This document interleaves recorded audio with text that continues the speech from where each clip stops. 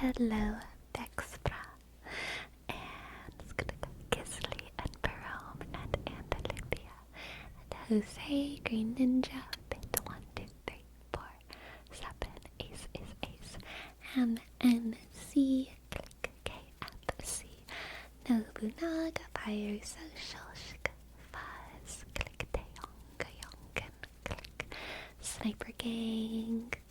Hello, Destructicon-kun. Hello, Copper. Welcome to the chat. How are y'all doing today? How are y'all doing today? Hello. I had a crazy experience right before I went live about 5 minutes ago. I have a ritual before I go live. Nobunaga, thank you so much for your prime. Thank you, Nobunaga. Click N O shik B U click N shik A G A click U click W click U shik. So I don't know if any of y'all have ever been like genuinely delusional,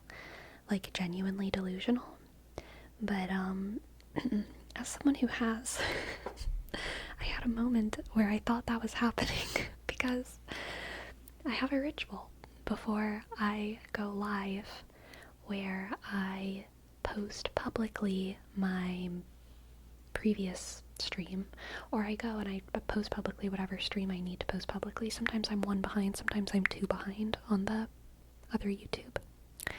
And so I went to my Sleepy Supplementals channel and I posted publicly the Frou-Frou's Rock Hounding stream, which is like 2 streams ago.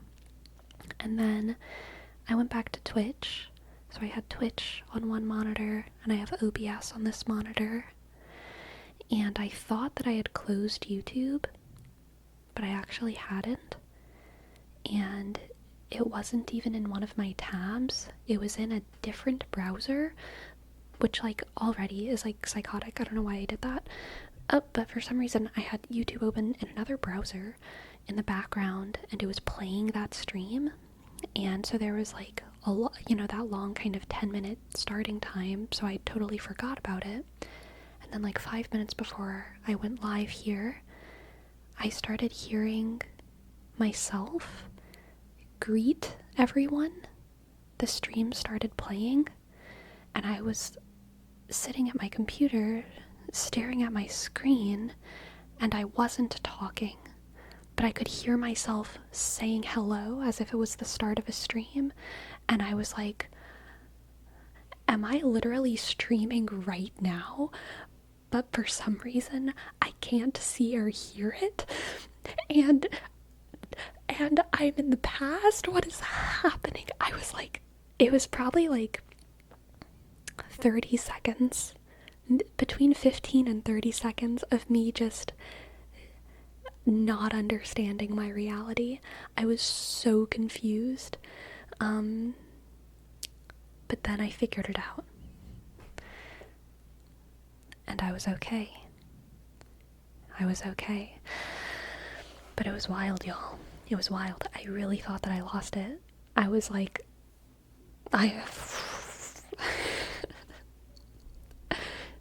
Did you drink tap water? Y'all, I drink way too much tap water. I have a water filter and I'm just like, I'm too lazy. I just drink the tap water. I have a lot of southern habits and just drinking the tap is one of them.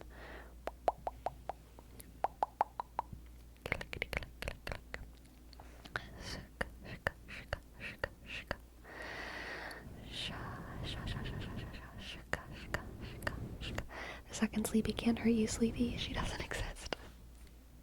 Good. Only this Sleepy can hurt Sleepy. I just can't with the tap around here. You know what's funny is I'm pretty sure the tap water in Louisiana is much worse than the tap water in Oregon. But whenever I go back to Louisiana, it's still the standard to just like drink tap water, so I do. and then I come back to Oregon and I try to filter my water because I have a water filter, and I'm like, okay, I should do this. So I probably drink like half tap water, half filtered water, but the water here is so much cleaner and better than the water in Louisiana. But whenever I go back to Louisiana, I'm just like, drinking tap water for nostalgia's sake, I guess. I'm one with the people. Nereus, thank you for your prime.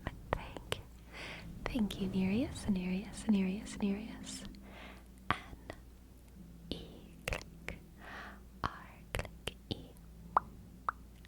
U, sh, S, 3, click, 3, click, 3, click. Thank you, thank you, thank you, thank you, thank you, thank you, thank you, thank you. Ohio's groundwater is pretty bad, especially after the rain derailment chemical spill in oh my god, I lost it before I read it. Chillicothe? Chillicothe? Chillicothe? I don't know how to say that. Cool? Not cool. Very bad. Very sad. I'm sorry to hear that. In Ohio, we have water pockets in the ground that we suck through the ground with little straws. Metal straws, I hope, for conservation. Sleepy, you have enough of the swamp mutations to let you survive drinking the Louisiana tap water? Yeah, I think so. I think so. It's always good. I mean, there was a couple hurricanes whenever I grew up where the water gets messed up. Something I don't really understand how water works, like in city water systems, but the water supply gets messed up. So after hurricanes, sometimes there will be like a local ordinance that's like, this water is good, this water is bad, blah blah blah blah blah. And the water being bad, don't use the water, is like one ordinance. The water being good is another ordinance. By far the most uncomfortable one is the water is good as long as you boil it, because that doesn't feel right. Like, because sometimes the water's not clear, but they tell you the water's fine to use for cooking and bathing and laundry as long as you boil it. And it's just like, but I don't want to though. It's turning my clothes yellow. I feel like I shouldn't drink it if my laundry comes out yellow, Your hands look orange. It might be my calluses. My little calluses. I feel like my hands are actually not very orange today. Like, I feel like my coloring is pretty chill comparatively. DM Joe Banana, thank you for your prime. Thank you, DM Joe Banana. D, click, M, shk, J, shk, O, E, B, click, click, A, sk, N, click, A, click, N, click, A, sk. Thank you.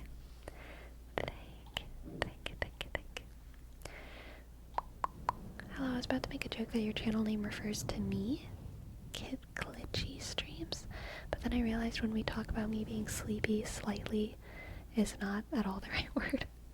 That's fair. It's the everyman's channel, okay? Always slightly sleepy. It's the everyman's channel. Shag. This just in, Sleepy thinks water contamination is cool. So true. Okay? Today was leg day. Yesterday was leg day. My gym schedule was a little bit off this week.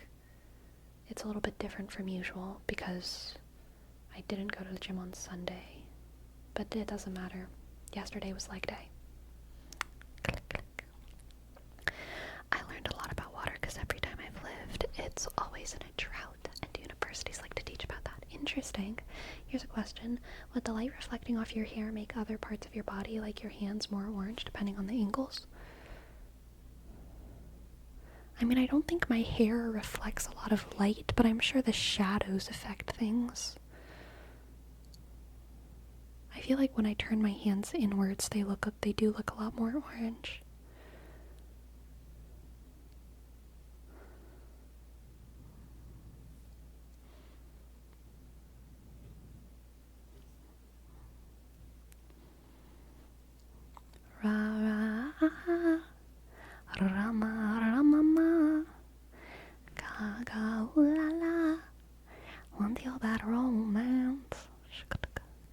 You're just an orange gal.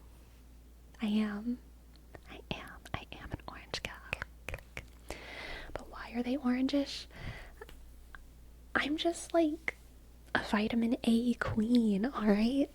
I love my sweet potatoes. I love my carrots. I love my cantaloupe. And pigment shows up easily in my skin, for I am practically clear.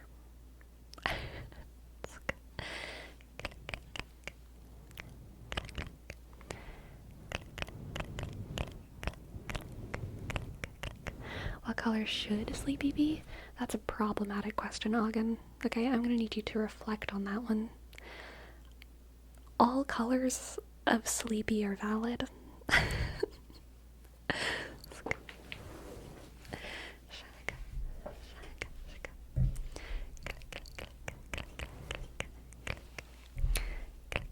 Sleepy, do you know your season? Like, for what colors look best on you?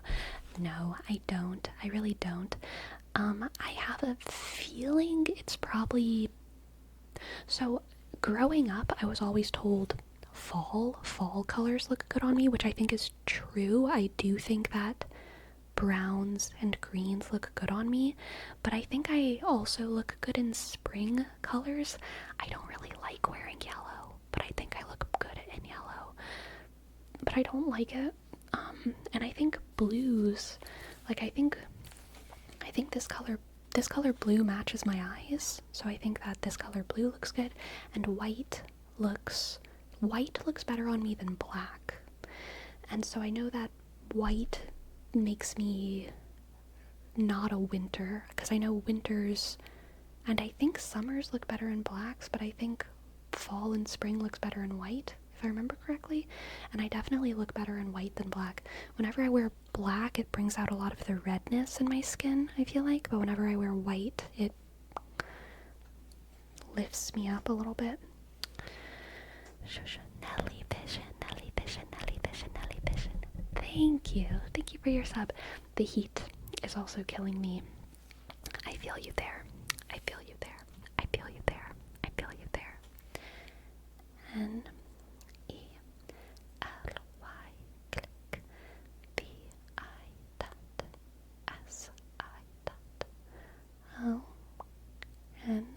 Thank you. Thank you, thank you, thank you, thank you. Thank you, thank you, thank you. Click. You definitely radiate an autumn vibe, though. Yes, yes, yes.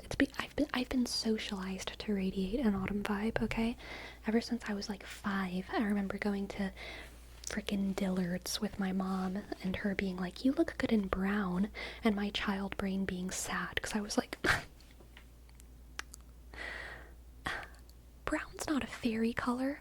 But as I got older, I realized that brown is totally an exciting fairy color. And I was just being a ignorant child. I wanted to look good and spark like I don't know, purples and blues and bright greens when I was a kid. But everyone in the world told me that I looked good in like muted browns and earth tones. And I remember as a kid feeling like, oh my gosh, that's the most boring thing ever. But they are correct.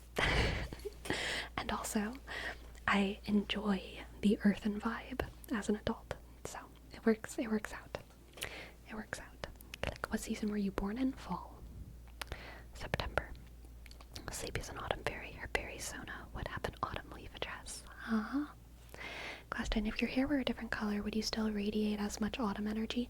I think I would actually radiate even more autumn energy. Yeah.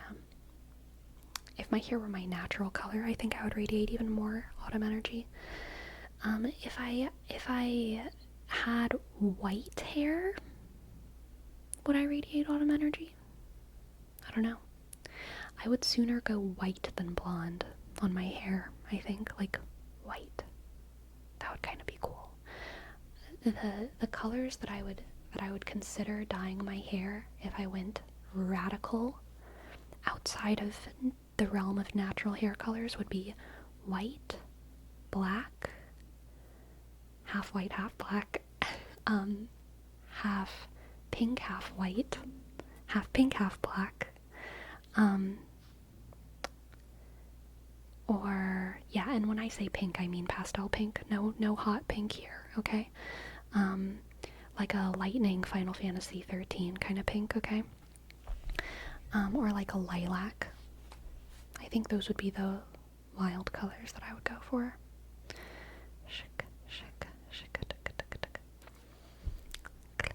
If you had white hair, you would probably give Winter Queen vibes.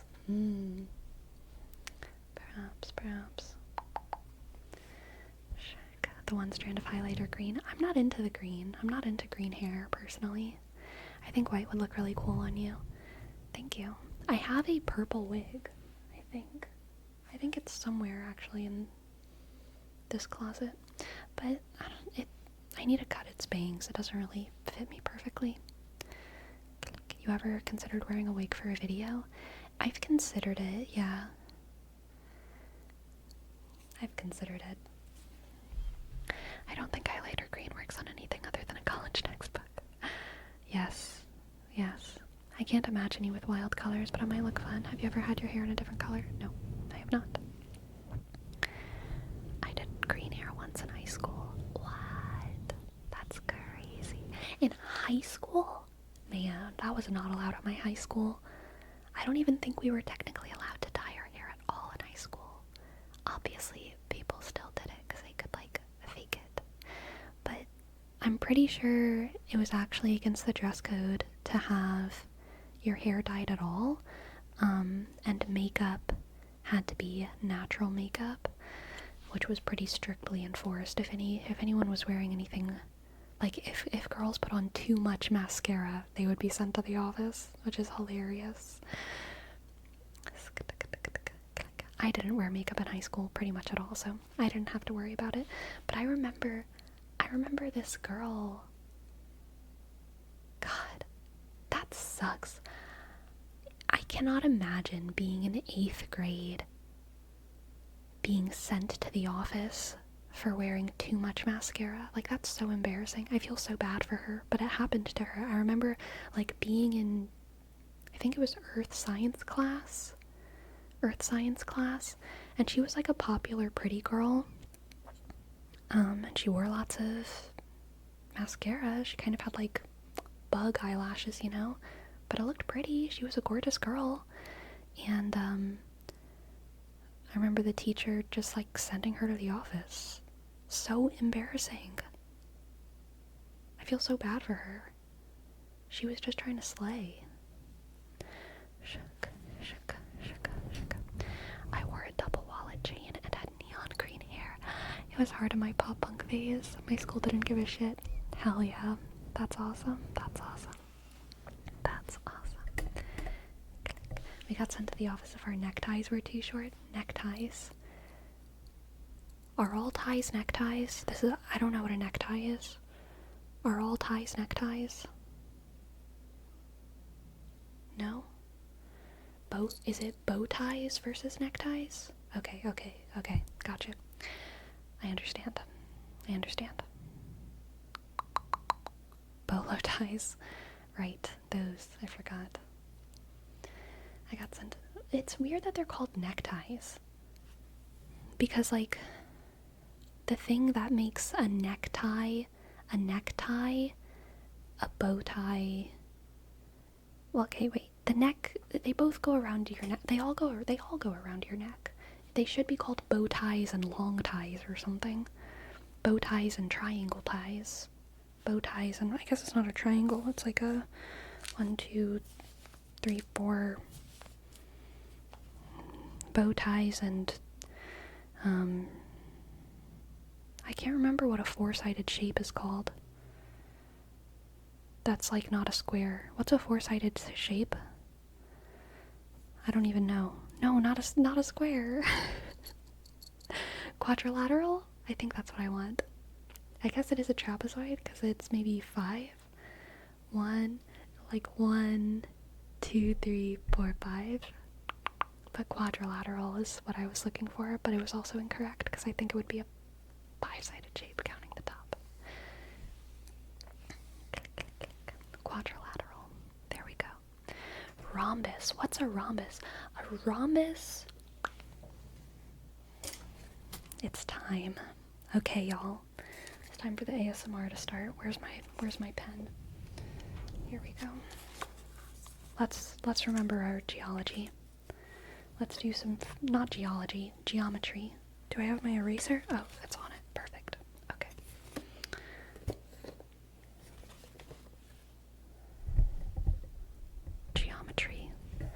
Geometry ASMR. Tell me when I'm wrong, because I know I'm going to be wrong at some point. Square, both opposite sides have to be parallel and of equal length, right? All of these lines have to be the same length, and these have to be 90 degrees. 90 degrees.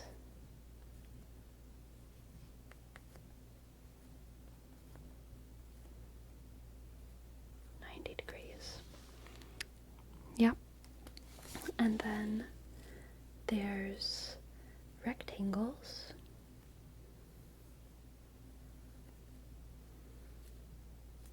Where these are also all 90 degrees. 90 degrees. And then opposite sides are the same length, but these two lines are not the same length. Yeah, all squares are rectangles, true, but not all rectangles are squares.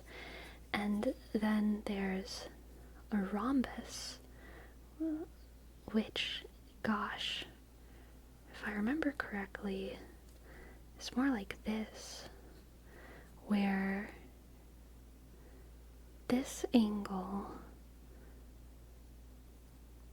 these two angles are the same, and these two angles are the same. Is that correct? Is that correct? In Spanish called rombo? Oh shit. This is a parallelogram. Are all rhombuses parallelograms? God damn it. A rhombus is a quadrilateral with all four sides of equal length and opposite angles that are equal. Opposite angles that are equal. Okay, then I think this is a rhombus. Yeah. Okay, cool. So, all four sides equal length. Heck yeah. A parallelogram is... rectangle is to square what parallelogram is to rhombus. Yeah? So rectangle is to square what parallelogram is to rhombus. Yeah? So these angles, opposite angles, are the same as each other. But these different sides are not necessarily the same length. So it's more like this. Right? And then all of these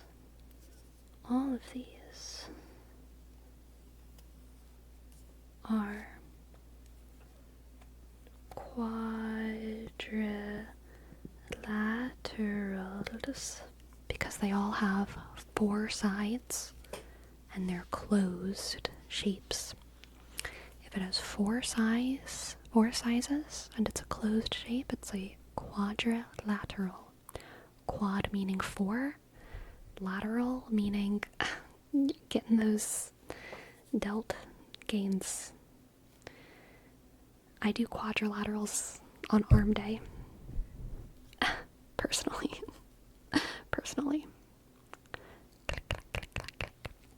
Are you leaving the trapezoid out of the gang? Yeah, it's because I don't remember what that is.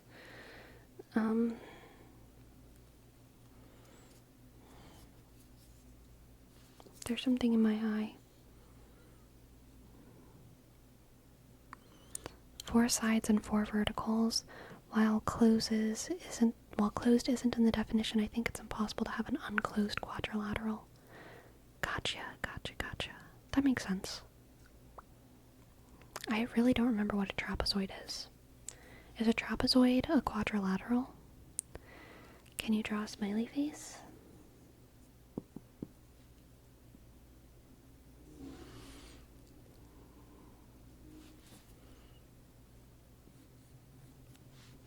Smiley face. Click, click, click. Right, and then there's a cube. Who remembers how to draw a cube?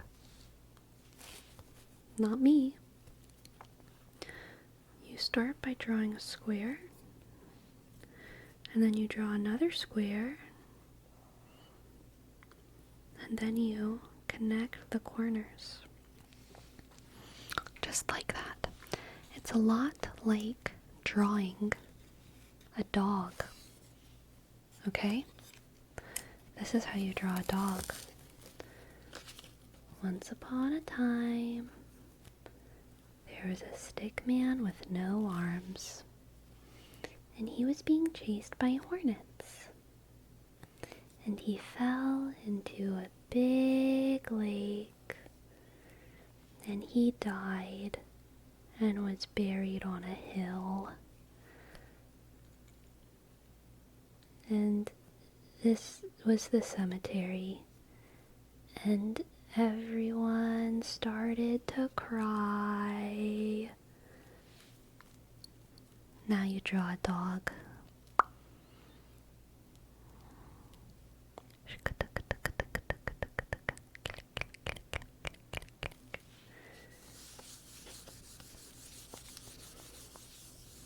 That's my dog right there. Yep, that's your trick. Sleepy, why'd you make the dog sad? I don't know how to draw a happy dog. That's the only dog I know how to draw. Gosh. How would I make this dog happy?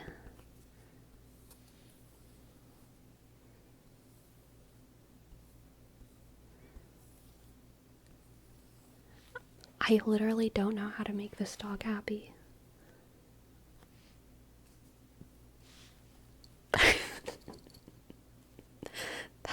That's the best I can do.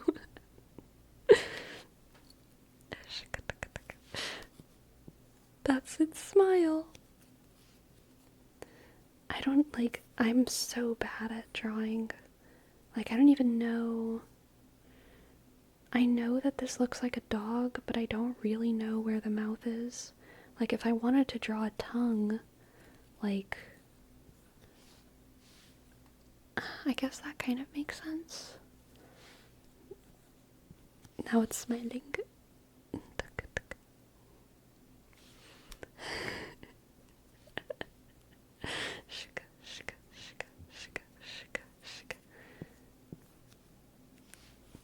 Happy dog. There was a man in a boat, and he was being chased by hornets. Click, click, click, click, click. Sleepy, can you draw a cat? No.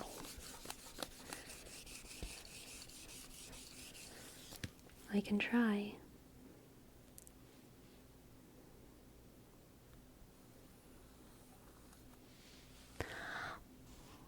I'm really bad.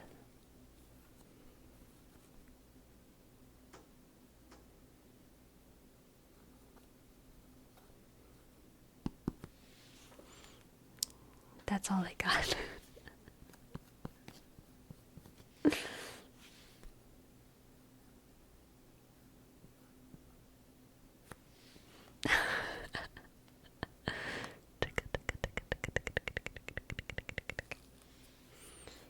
Tail, body, legs.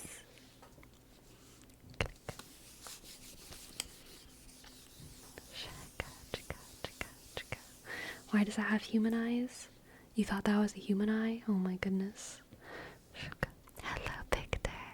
Hello, hello, hello, hello. If one can recognize it as a dog, it's way better than me. That's fair.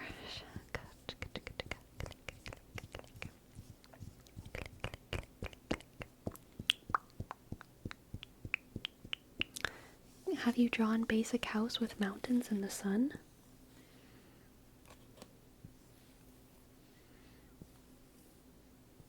Chimney. Door. Window. Flower pot. Flower bed. Grass. Big mountain.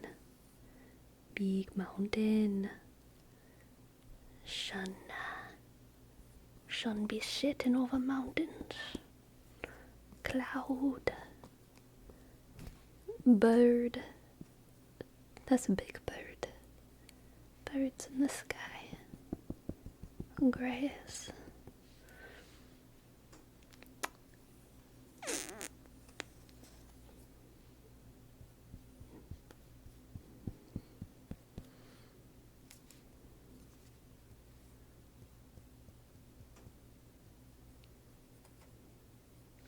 Man-eating worm. It hungers.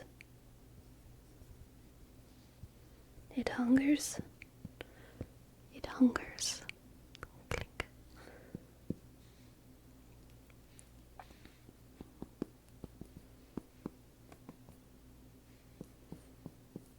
Shingles. Where's the river? There's no river. There's a drought. It's gonna eat the family. It might have already eaten the family. Shaka, click, click. Shaka, shaka, shaka, click, click, click. Shaka, shaka, shaka, shaka, shaka. Draw a night sky with a full moon. Easy. Night sky with full moon. That's the man in the moon. He's always making a sad face. Shaka. I love Tremors. I'm so glad you understand, Bitterbrush, that it was a Tremors reference and not a Dune reference. Click.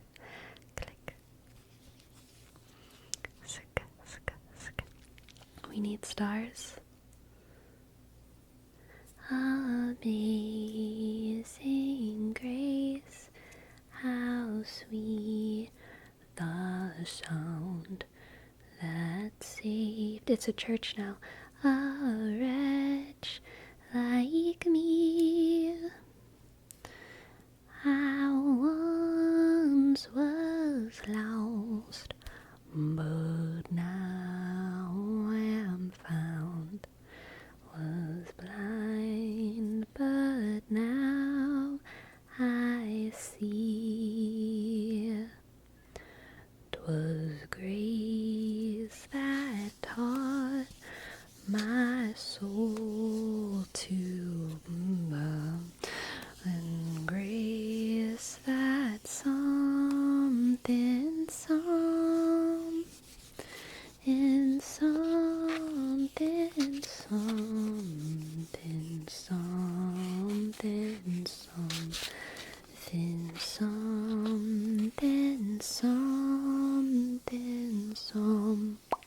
boom boom. Bitterbrush, thank you for your prime. B-I click T click T click E R B shk shk R sk U S H. Thank you, Bitterbrush. Thank you.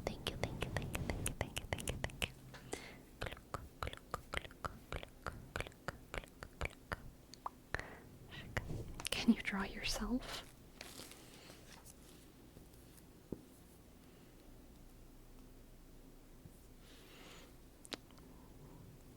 That's me. Click.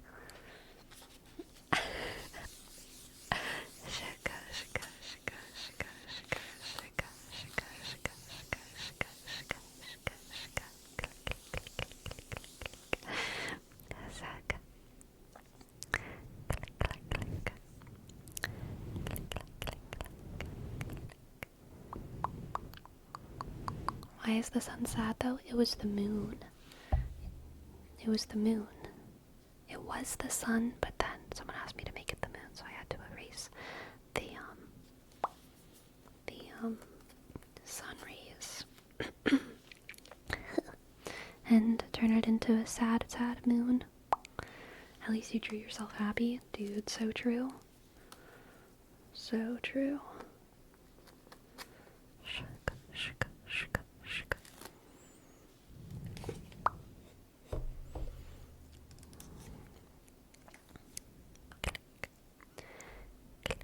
Where can we give content ideas? You can give content ideas right here if you'd like. If you want a dedicated space, though. Like KFC said, there is a suggestions channel in the Discord.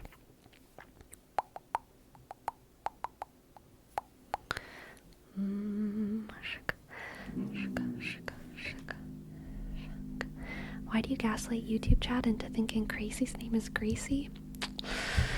You know, sometimes it's just too much effort to correct people. It doesn't matter that much. It doesn't matter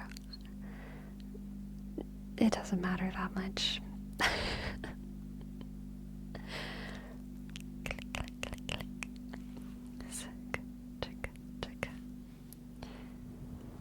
It's gonna be running lore now. That's okay. Crazy CEO had a name change. She did not have a name change, okay? People just misheard it. They're just saying her name in a different language, okay? Gracie is crazy in a different language. Can we see her? She is sunbasking elsewhere.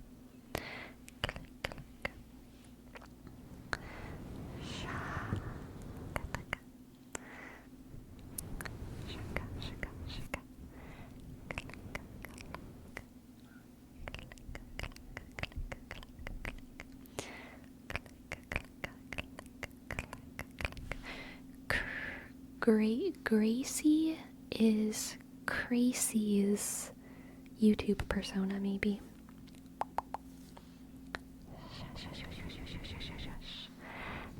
Yeah, Jose understands.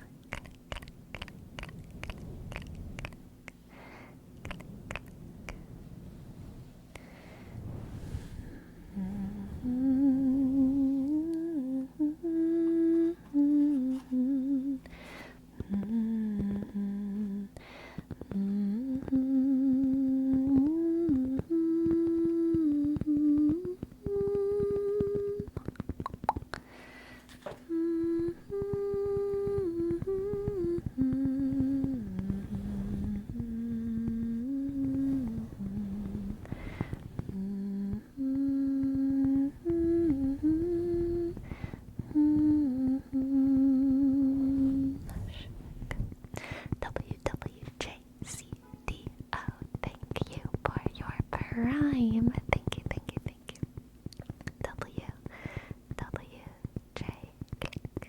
WWJCDOs. Thank you.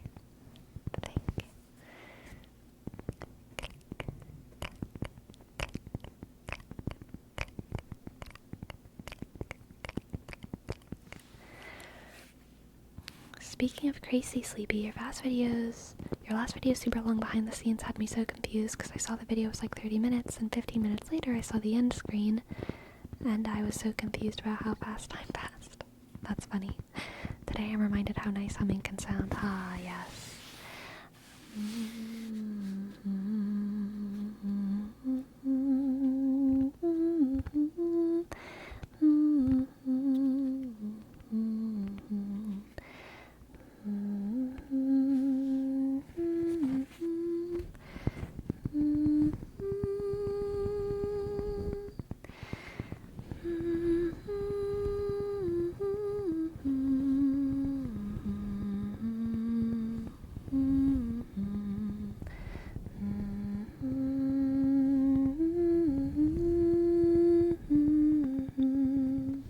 You want to talk about internet drama with the Dropouts podcast? Wait, what happened with the Dropouts podcast?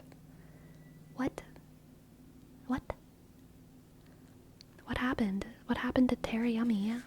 What happened to Zach? That's his name, right? His name is Zach, right? Did something happen? Did they start dating? What is the Dropouts podcast? So the lore is actually incredibly deep, and it is not my wheelhouse, but I will give my perspective on the Dropout podcast. And when I say my perspective, I mean like literally what I have seen, what I have been exposed to, not like my hot take or anything like that. The Dropouts podcast is a very popular podcast on YouTube, hosted by 4 people who sit around their microphones and talk, and they are very funny, okay? The cast of characters is Zach Justice, who is a very quick on his feet comedian. Everything is a bit to him. He has very kind of problematic humor.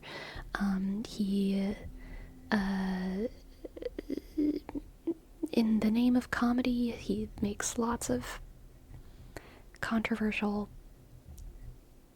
comments. Another host is Terry Yummy, who is a kind of punk alt Y2K friend of other very famous people. She hasn't made a name for herself for doing specific things. She used to date a YouTuber who was connected to some other YouTubers, and she just like got famous because she is like very beautiful, and she's also very smart and very witty, and she has like a gorgeous smile, and she has incredible fashion sense, and she has been closely connected to other very successful people. And then there's this other guy whose name I can't think of. Is it Jason? I can't remember the other guy's name. He's like the normal guy. He's like the everyman guy.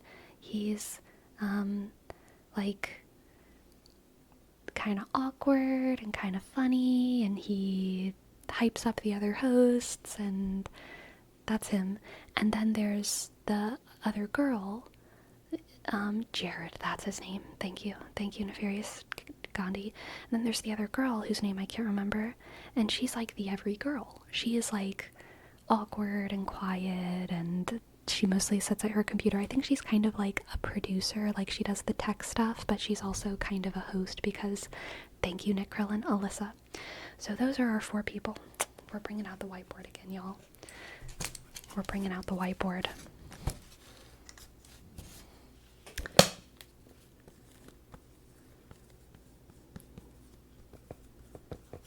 Dropouts pod. We have Zach. That should be a capital K. Zach. Tara. Jared. And Alyssa. Gosh, dang it. Let's do it this way. Zach. Jared. Tara.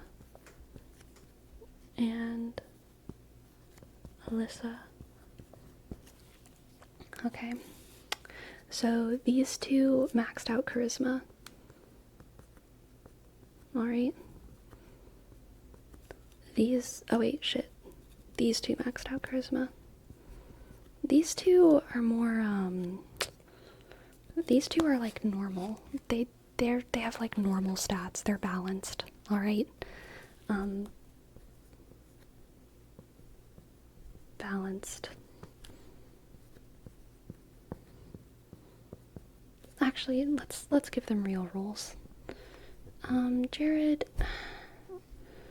Alyssa, let me think here. Honestly, Jared gives me support vibes. Alyssa gives me like paladin vibes. I'll say healer here. Maybe, yeah, let's say healer. And these are both bards. Alright, these are both bards. Shik, shik, shik. The reason I say paladin is because Alyssa kind of has the, she's like the moral compass. I feel like she's like the moral compass on the podcast, okay? Do you need two bards? Probably not. For a podcast, you cannot have too many bards, alright? This ain't a combat setup. This is a talk podcast setup, alright? Alyssa, she's like the moral compass. Alright, moral compass. Jared is the, like, wild card. Like, he's mostly Zach's yes man, but he's also sometimes flirting with Tara a little bit, and also sometimes crazy lore drops about him. Like, they all talk about their sexual lives, but, like, not in detail, just, like, how active they are. Fairly recent, like, they just talk about that. Zach, even though he's maxed in charisma, is kind of, I would say, not, he's saving himself for marriage or something. Not, like, literally, but that's kind of the vibe.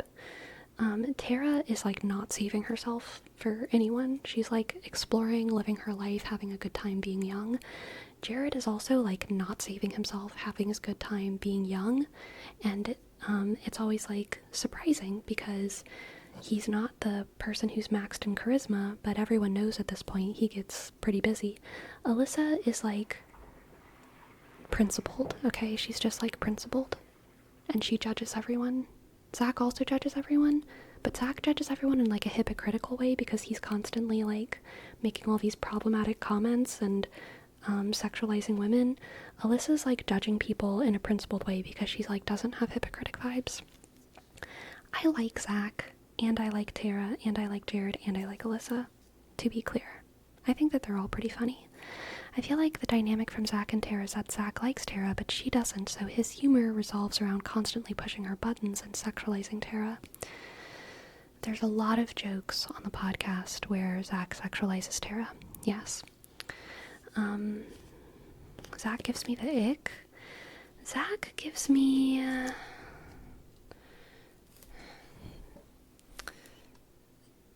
one of my hairs is, like, stuck in this eraser. And I'm just, like, holding it. It's just, like... That's crazy. Anyway, Zach doesn't give me the ick, but Zach does... What does Zach give me?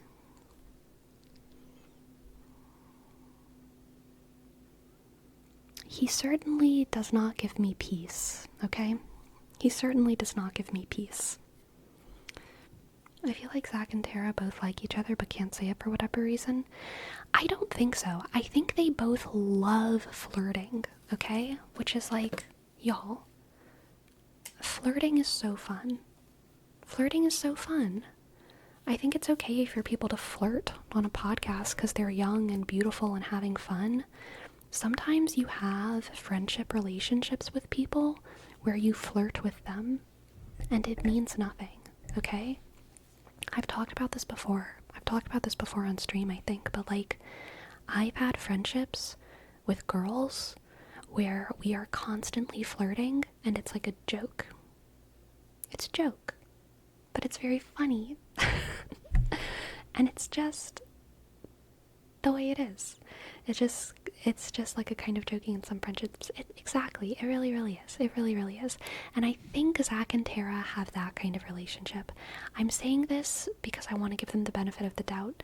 There's definitely a possibility that Zach is, like, being super gross and manipulative and pushing Tara's buttons. That's definitely a possibility, but I respect Tara enough to feel like if Tara... I feel like I respect Tara enough to feel like she would catch bad vibes if there were them, and she would leave. I think Tara knows what she's up to. I think she's having fun. I think Zach is having fun, and I think they are flirting because they're good at it. They maxed out charisma, and they're having fun. Oh, Tara left? That's the drama? Okay, that changes things. I need to catch up on this drama. Holy heck. Holy heck. More to it than just that. Oh my god, Destructicon. What is the tea? Okay, wait. I need to give more history. Before you give the tea, Destructicon. Before you give the tea. So I gave you the profile on all of our cast of characters, alright? There's an X character. The past. In the past, there was a girl named Indiana. Alright? Indiana used to be in Tara's place on the podcast. She was the other girl, alright? Tara replaced Indiana. Indiana also used to be Zach's girlfriend. And they have both talked about their relationship publicly, why they broke up, when they got together, how it all happened. Indiana is an independent, strong young woman, and she has assured everyone that she was not ever victimized in her situation, that she always felt safe, that she still respects Zach, and all of this. That said, their past is heavily scrutinized because Indiana was a young content creator when she started making content when she was a little kid. Zach was hired by Indiana and Indiana's mom to be their editor, and Zach moved in with them when Indiana was 14 and I think Zach was 18. They were not dating, obviously, at that time. But they had what they both call a sibling relationship. Indiana was in another relationship when Indiana was 14. Indiana says that relationship that she used to be in was very toxic, very abusive, and Zach actually saved her from that relationship. And then when Indiana turned 18, and Zach was like 20-something, they started dating, and they dated for a while. They started the podcast together, and then they broke up. So that relationship is scrutinized because of the age gap. That said, like, Indiana is now, like 22 or 23 or something, and she has reiterated many times that she still looks on their relationship fondly. They separated peaceably, and that there was no kind of grooming situation. And I don't think it's our place to turn victims into people who don't identify as victims. She cheated on him, no. So that was never confirmed by anyone, although it's heavily suspected, because what they have agreed upon, what they have said publicly is that Indiana broke Zach's trust. And so people assume that there was like a cheating situation. Random Moose Brains, thank you so much for your sub. Thank you. R A N S K D O S K O S K O S E B S K R A I S K S K. Thank you, Random Moose Brains, for your 14 months. Thank you so much. Have a good lurk, Neatrix. Thank you for stopping by. You think they actually waited for her to be 18? That's kind of hard to believe that they waited. I don't know. I have no way of assuming either way. I will say, for as many people who are in relationships where there's an age gap, who don't wait until they're 18. There are many who do, okay? There are many situations where someone's 20 and someone's 17. I'm not saying I approve of that age gap, because I don't, honestly. I think that's kind of usually unhealthy. But there's plenty of times where people like that are dating and they do wait until things are legal. It's not like people never wait.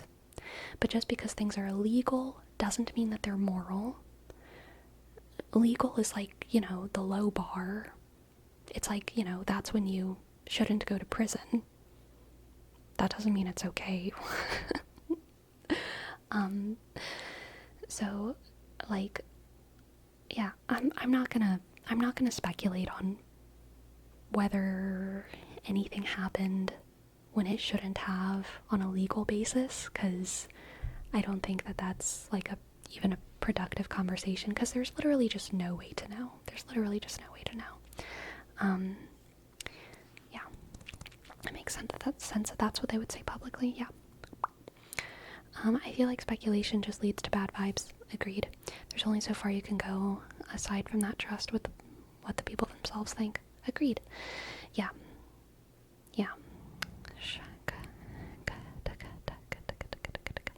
But yeah, apparently Destructicon is saying that now Tara Yummy has left the podcast, which, if there's tea surrounding that, I would love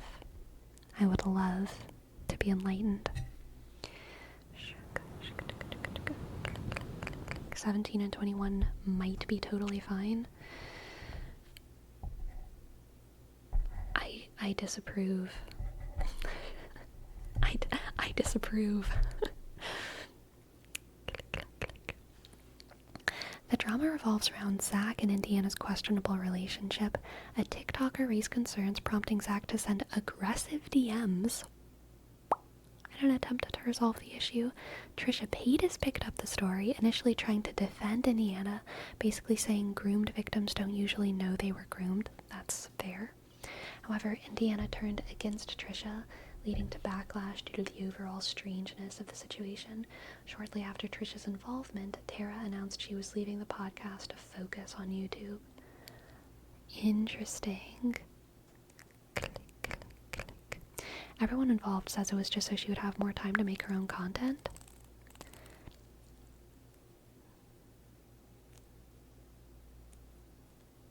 It might just be that then. It might just be that.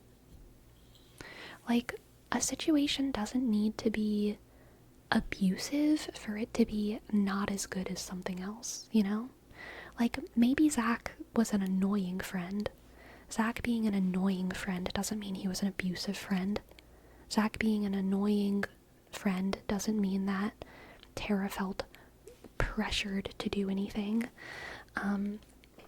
And also, maybe Zach was a great friend, but Tara was really just inspired and excited about making her own content. If no one is saying clearly that, if no one is making accusations from a first-hand perspective, then I don't think that we should assume anything. I feel like the internet really wants Zach to be a villain. I feel like the internet really wants Zach to be a villain, and he might be one, but it seems like everyone who's actually close to him doesn't feel like he is one. He strikes me from, like, just my intuition. Obviously, I don't know anything. He strikes me as someone who has a lot of walls, and he uses inappropriate, like raunchy, on the line humor to kind of disarm people, and also to guard against any sort of like public vulnerability. I have no idea what's going on behind those walls. It could be abusive and bad and nefarious, or it could be just a really kind human being who's very private. I feel like the internet really, really wants him to be a villain, because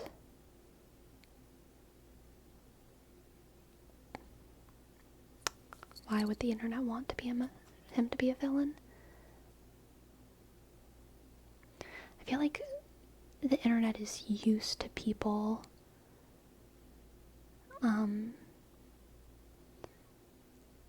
I feel like the internet's just used to ex-boyfriends being villains. I don't know. And being horrible people. Drama fun, yeah, exactly. But like, sometimes people and relationships are just complicated.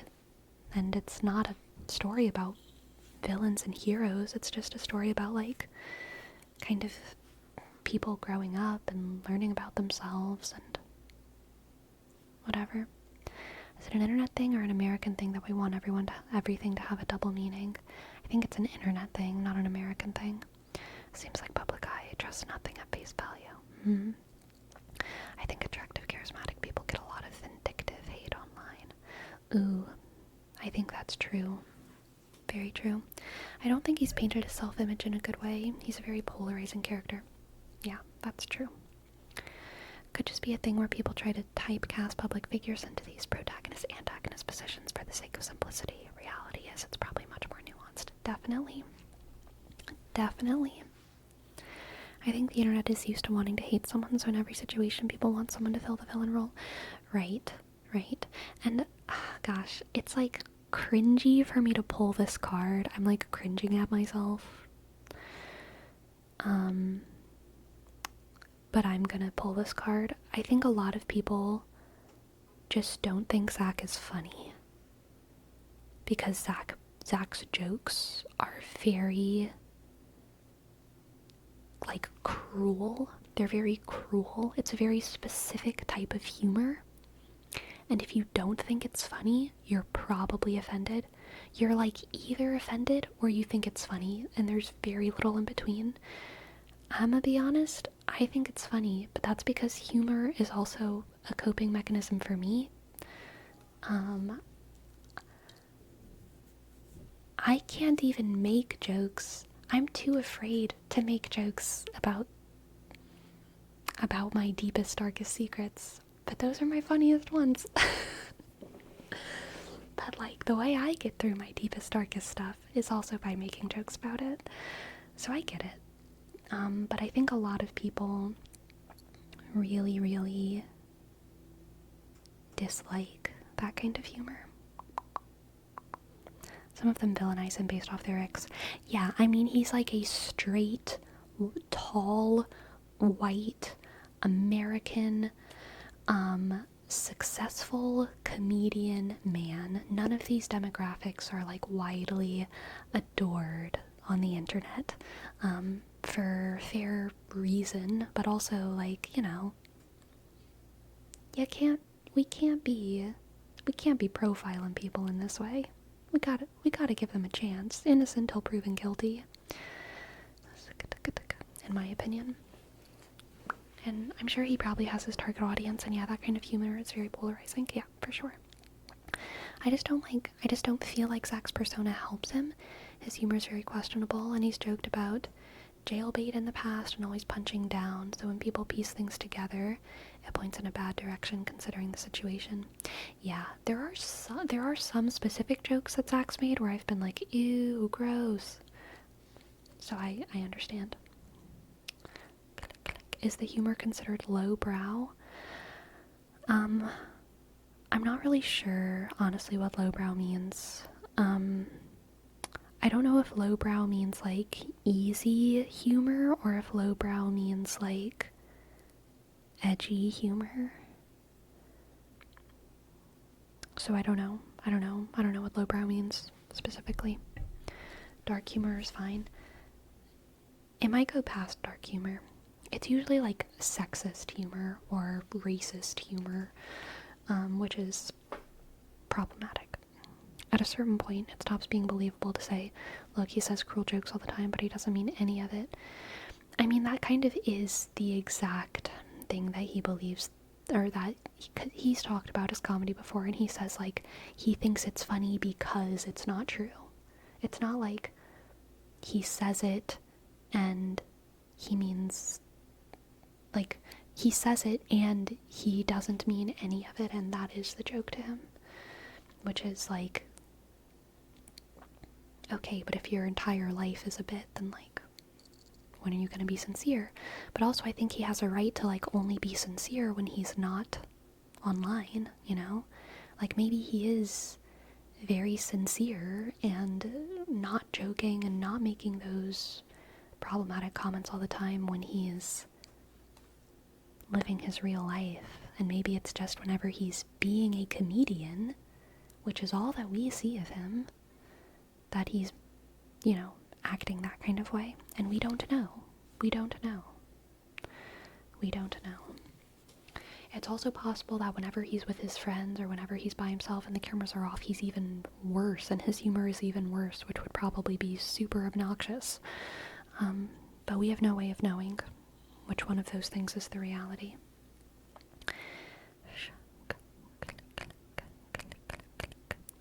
If there is ever a joke or statement that could potentially be interpreted in a negative way, Twitter will actively try to misinterpret it, because I get off on canceling people and virtue signaling. I cannot speak to Twitter's culture because I've never been there, but I think outrage culture is a problem, and it's not just a problem it's not just a problem on the left, it's a problem with the internet, like outrage culture. I think Hank Green actually talked about this maybe a year or two ago, that like outrage culture is really rooted in self-righteousness, and it's a culture of self-righteousness.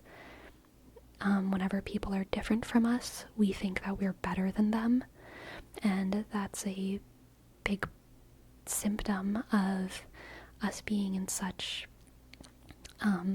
insulated bubbles on the internet, in such little insulated tribes where all of our behaviors are affirmed, and it's really easy to start feeling like the way we do things is the way that everyone reasonable does things.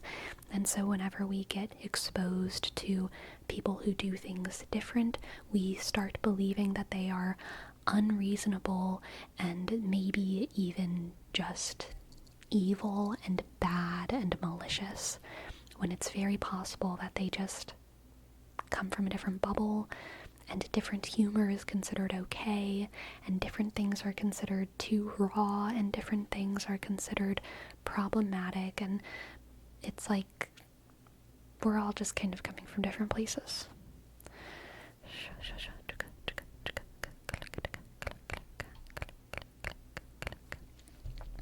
Like the conversations from the other day, he holds the right to set the boundaries of what he shares on the internet. Exactly. That also means he holds the right to paint a bad picture of himself with poor self-marketing. Yeah.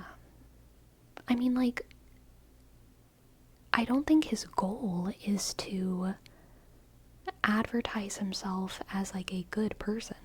I think his goal is to be a comedian. I don't think he's trying to, like, be Jesus out here. I don't think everyone's goal is to, show the public some kind of moral compass. Yeah.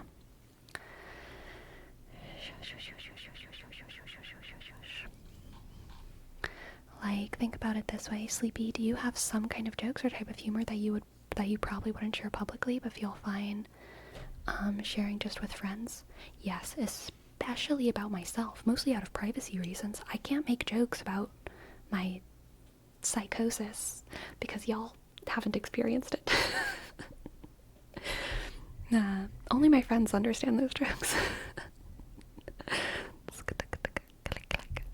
But also, if you're like, I find these cruel things really funny, even if you're a nice guy. Wait, let me read this. Also, if you're like, I find these cruel things really funny, even if you're a nice guy, that does speak to your sensibilities a little bit. Yeah, I think that's fair. It does. The binary state of moralism, Jesus and comedian. Honestly,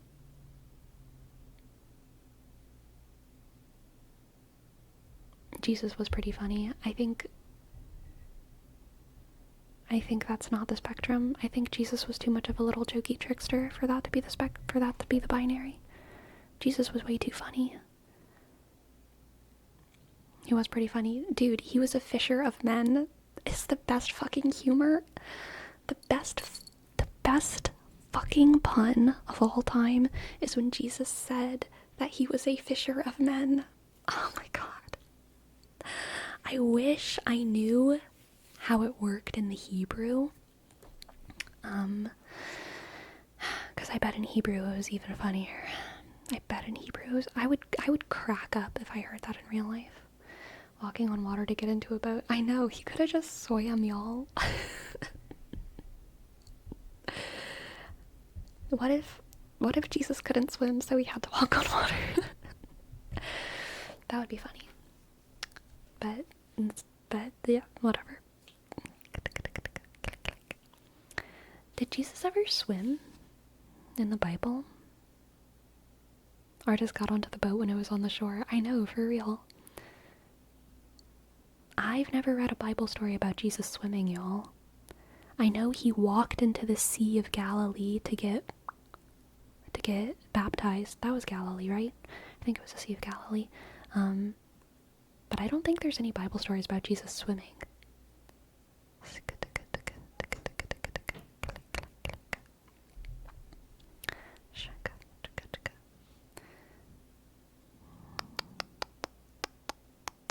So he had foot floaties. Maybe. It depends on the group of people that you're joking with. Oh wait, let me read this. Never mind, I think I might have missed it. Depends on the group of people that you're joking with. Like, if I'm used to making those kinds of jokes for my friends just taking them, I would probably keep doing them, but the moment they tell me to stop or that they're uncomfortable, I would surely stop. But there's also a fine line of people saying to stop doing it without actually meaning it and taking it seriously, and maybe viewers of that podcast were unable to accurately define it. Yeah, I think that's true. Yeah, like, I have been the person in my friend group before to request that people stop making jokes because I'm uncomfortable with the humor. Specifically, like, racial humor. This happened, I grew up in Louisiana, and I remember this was whenever I was in college. I started playing League of Legends with this group of guys, and they were all Californians. Louisiana and California, very different racial histories and politics. Where I grew up,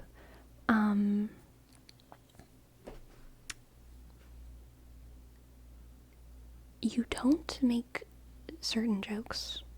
I didn't grow up in a world where it was at all okay to say certain words and make certain jokes.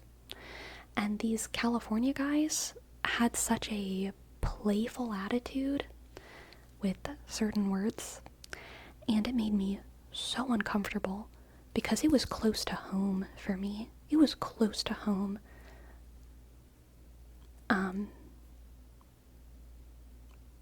Because I grew up surrounded with, like, the scars of, I mean, not even the scars.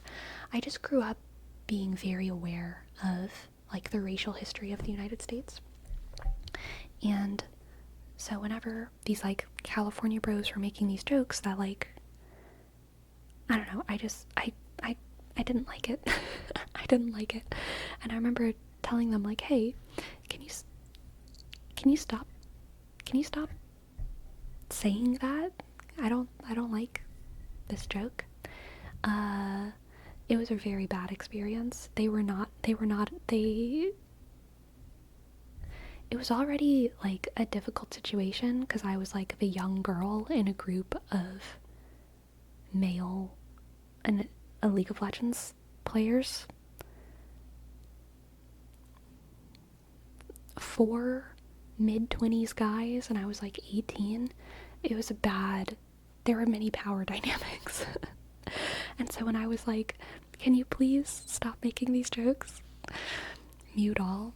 Oh, I wish we were on freaking Skype. It ended up like, yeah, blowing up into a very, very uncomfortable, like, week-long awkwardness with them. And I've also been in that situation before in college. Not at all a racial thing. I think I've talked about this before on stream. Whenever I was a junior, senior in college, I realized that my friends started making really insensitive, shitty jokes about the freshmen, calling them ugly, calling them fat, comparing their voices to the voices of frogs. Theater major bullshit. And it pissed me off so much because, did I say 8th graders, freshmen, whatever, because they were freshmen. They were freshmen. And I was like, can we stop teasing the freshmen? Can we, like, tease the seniors instead? Or, like, the graduate students? Like, I don't enjoy shitting on the skills of the freshmen who just got here. And, in college, my friends actually were like, okay, Tessa, that's fair. And they didn't make those jokes around me anymore, which I appreciated.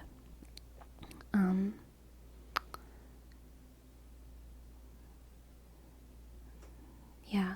So I don't know. But like, I've also made, no one's ever asked me to stop joking about something, I don't think. In real life, at least. I don't think I feel like I've said a lot of insensitive jokes before, but no one's ever told me like, hey, can you stop making that joke? But I feel like if they did, I would just be like, okay, that's fine. So I was this freshman in high school or college? College. Feels very elitist. Oh yeah, super elitist, super elitist. Danny Panny, hello, welcome. Thank you so much for your raid. Hello, hello, hello, hello, hello, hello, hello, hello, hello, hello, hello, hello, hello, hello. Welcome in, welcome in. Welcome. Very glad to have you. We're talking about, I guess, insensitive jokes and sensitivity to humor in general and what humor is okay and what humor isn't. I'm not really having a point right now. I'm just like reminiscing though. So I don't really know what I'm saying, to be honest. As a Cali native who went to LSU for my sister's graduation, the deep-seated racial hierarchy, especially with respect to the service industry work, was wild. Yeah. Yeah. Yeah. It's very real.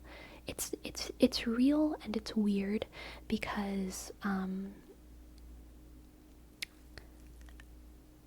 where I grew up, I was a combination of sheltered and privileged. I grew up in a small town.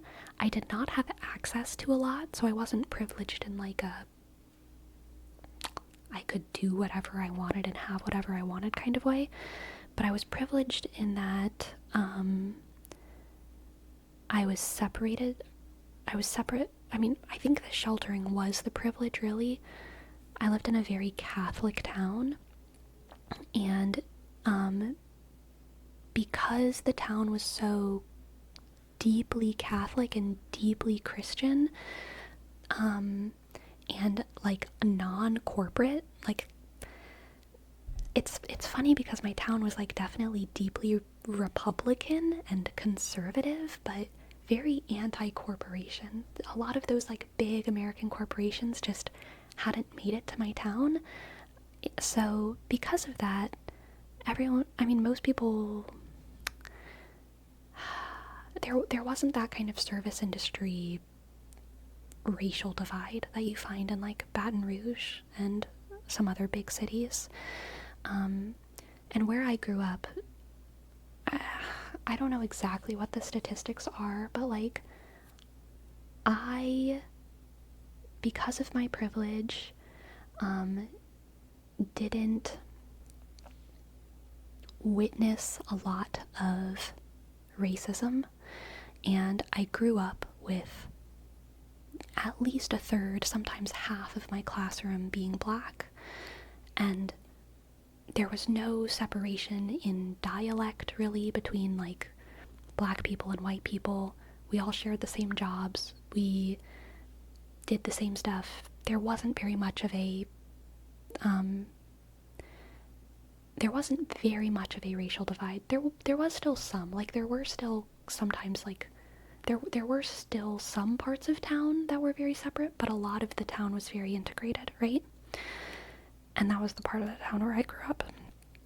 And so then, whenever I grew up, and I, like, learned about the world, and I learned about the realities of racism, and I learned about the kind of underbelly of my town that was definitely, like, suffering from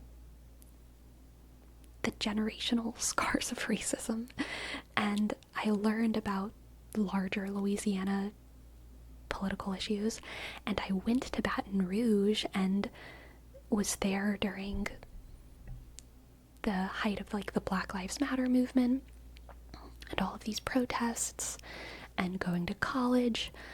And in Baton Rouge, I mean, it's just more of a city, and it's the capital city, and it's like, there's a lot of sad shit going on there.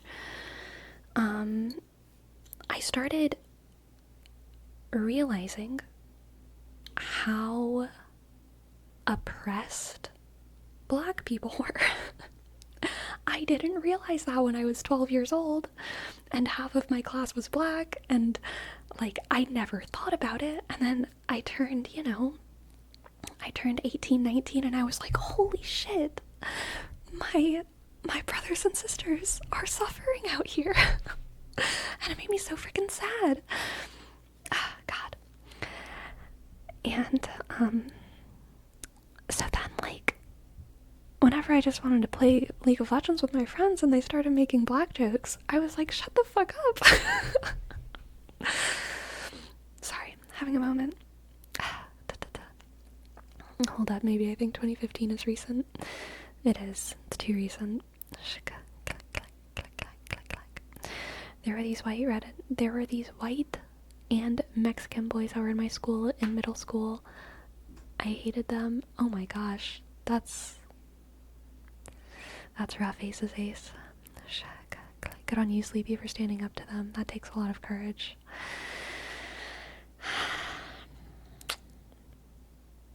It all started with the Save the Ants Club, alright? I started the Save the Ants Club when I was 6 years old. It's how my parents knew that I was in for a life of sorrow. Oh, God. Did the ants get saved? I'm sure at least some of them did.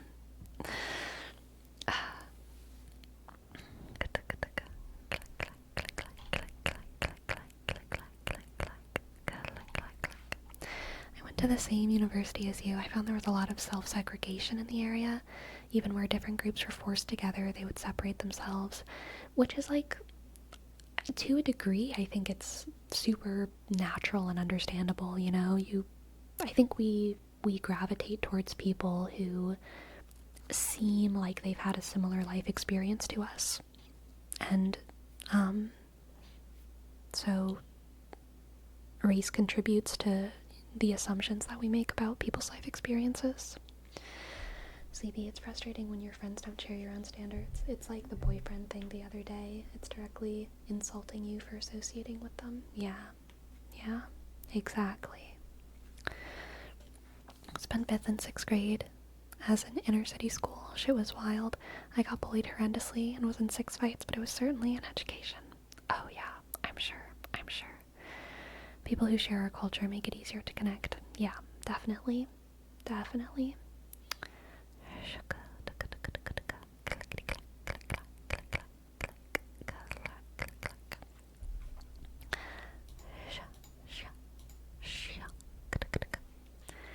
In a lot of ways, I feel like certain things aren't really my fight.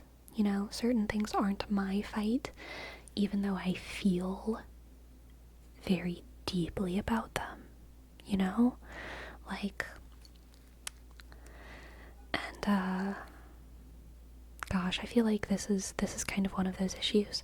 I feel so deeply about racial injustice, but I also, in so many ways, just feel like it's not my fight, and I think that, like, my voice, particularly my voice in my body, is, like, more productively applied to other fights,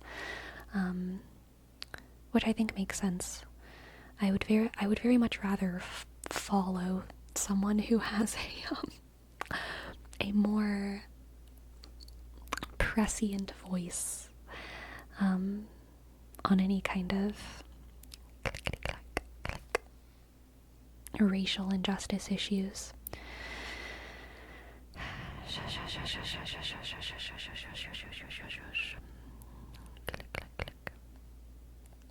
What you're doing is acknowledging white privilege. Yeah, it's kind of cringe, I think. It's kind of cringe sometimes to acknowledge white privilege, but it's also like duh, like, yeah. I do have that.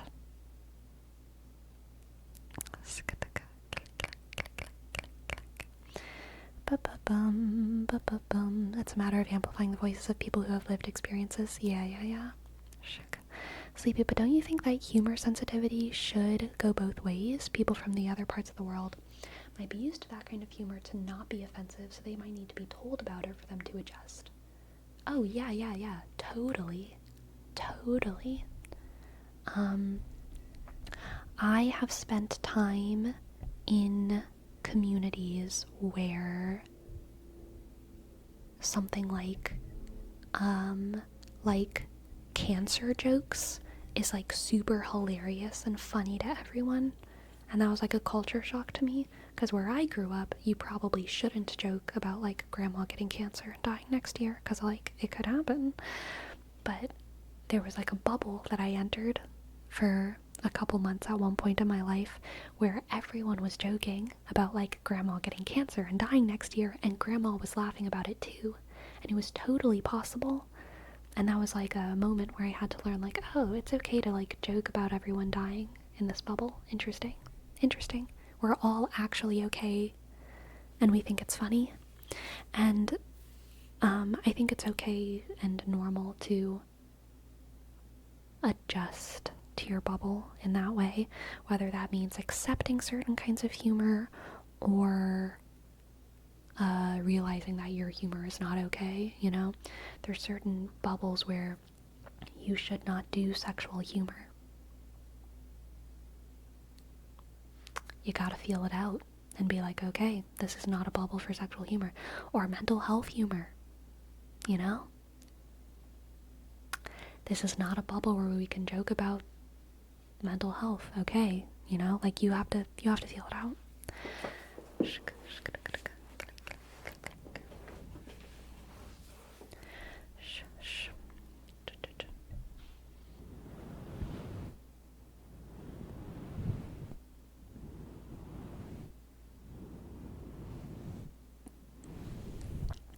Well, usually that happens when the jokes are directed at their own group, right? You can't just enter the bubble and make cancer jokes if you can't relate.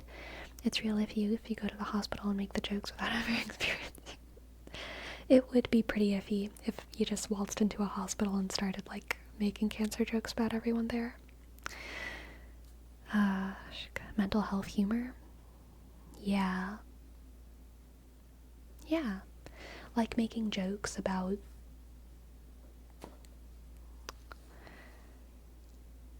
mental health. OCD, anxiety, depression, schizophrenia, narcissism. Sometimes, in some circles it's okay to make jokes about those things, and in other circles it's not. Sometimes it's hard for me to navigate, I will say. Even on Twitch, I'm like, I don't know if I can make a joke about this right now. And then sometimes I do, and sometimes I don't. Sometimes I regret it, and sometimes I'm like, I think that was okay.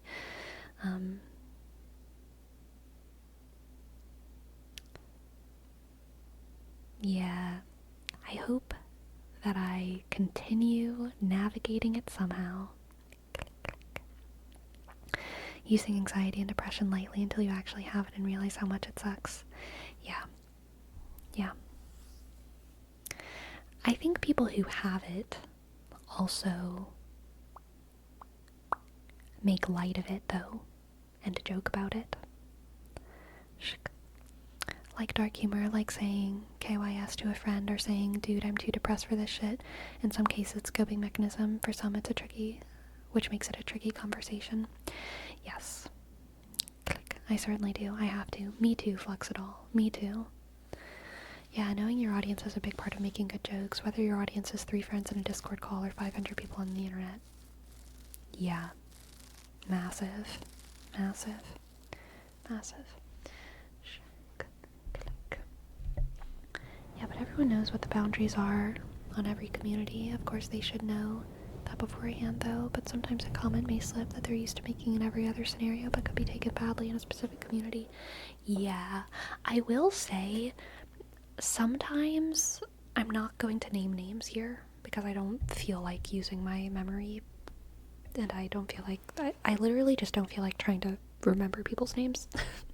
But, I know there's been, like, leaks, content creator leaks involved in the cancelings of people, where, people have used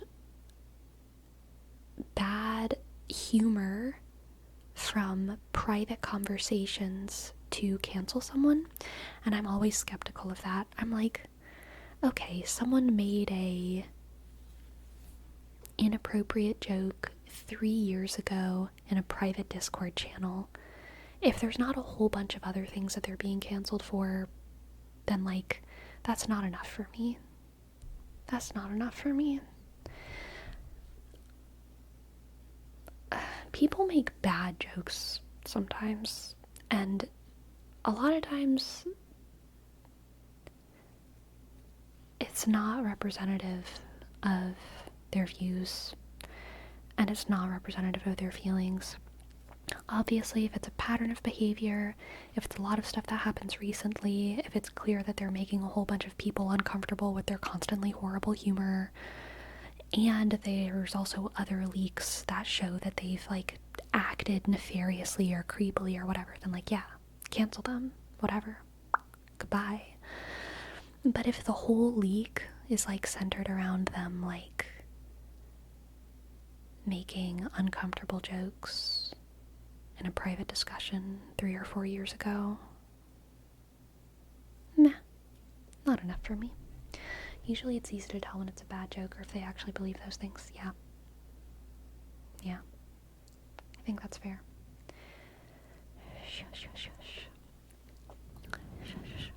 But also, I will make fun of someone else who has depression and anxiety, because then I'm not joking about depression and anxiety, I'm joking about someone else. Super true, Wagon. Super true. Super true. So true. I think you just pointed out something important. A lot of jokes aren't funny. A lot of jokes are bad. You can say jokes, but also people can say that's a bad joke. Yeah. Also true. It also depends on the joke itself. Some things should not be perpetuated. So here's a not even a mental health joke, just a mental health story. A story about mental health jokes that I was telling to myself in my head the other day while I was driving. So I was like, I don't even remember how it started. Sometimes I talk to myself when I'm driving because I'm, like, processing something, and I'm a verbal processor. And so sometimes I talk through things. So I talk to myself. Sometimes I talk to myself silently. Like, I don't do it out loud. I think this is like, it's kind of like, I think it's a combination of having a habit of talking to myself and also having a habit of, like, not wanting to be heard talking to myself, growing up in, like, a household with, like, people. So I just started, I don't know, I, like, mouth things to myself quietly. I was talking to myself about the feeling of going crazy in my car. And I did this with my hands for going crazy. And then I started talking to myself in my car about how interesting and proper of a gesture this is for going crazy. Because I was just like, this is really a good gesture for how it feels to go crazy. Because this is exactly how it feels. It feels like you can't stop looping on exactly the same ideas over and over and over again. And it also feels like you're winding yourself up in a way. Wow, this is such a good gesture. So I was just like rambling to myself about the gesture of going crazy. And then I started laughing because I was in my car talking to myself, doing like this, talking about going crazy. And I just thought it was really funny.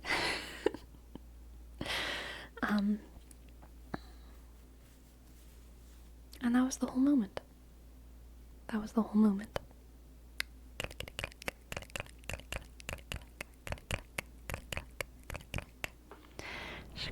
Sneeze guy, thank you for your sub. N E sk E Z sk G A. Thank you.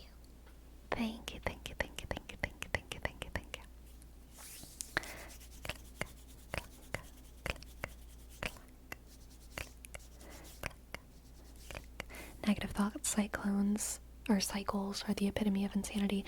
Yeah, feels like a freaking cyclone. It's such a distinct feeling. And those of you with, for me, I associate it with anxiety. Whenever I haven't experienced like depression very often in my life, but I have sometimes. And whenever I think of thought loops, I much more tie it to like anxiety. And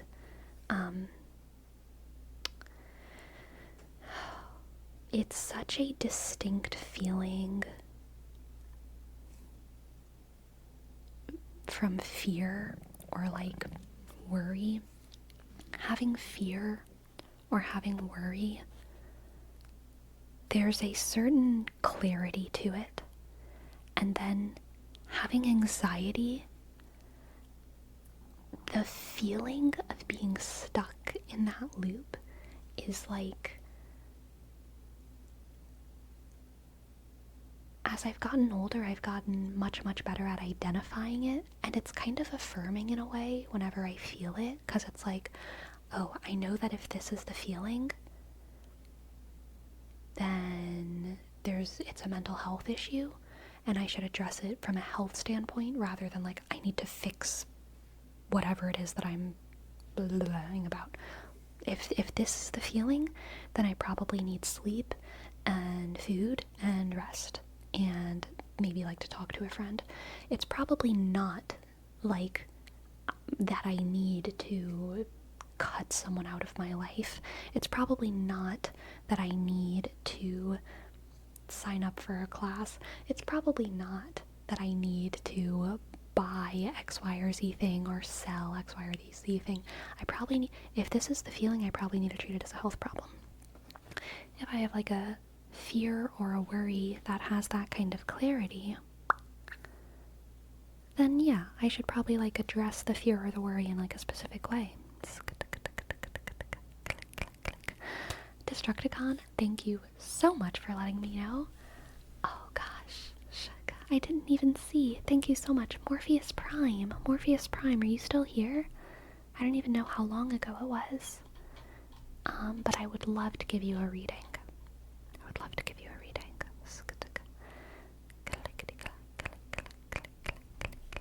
Let's see how long ago it was. Morpheus Prime.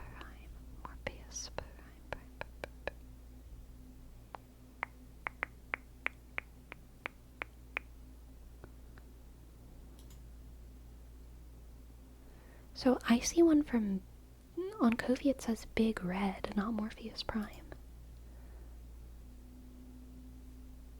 Is that the same person?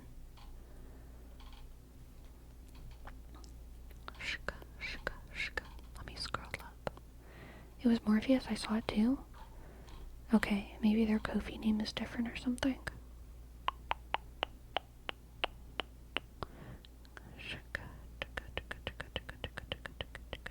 It was a while ago though. Okay, Morpheus. Sometimes the Ko-fi name is different and weird. Okay, yeah. Whenever I click on it, it says Morpheus Prime. That's so strange. Whatever.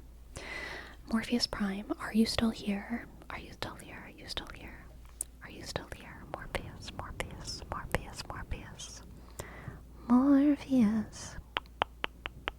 Just let me know if you're here.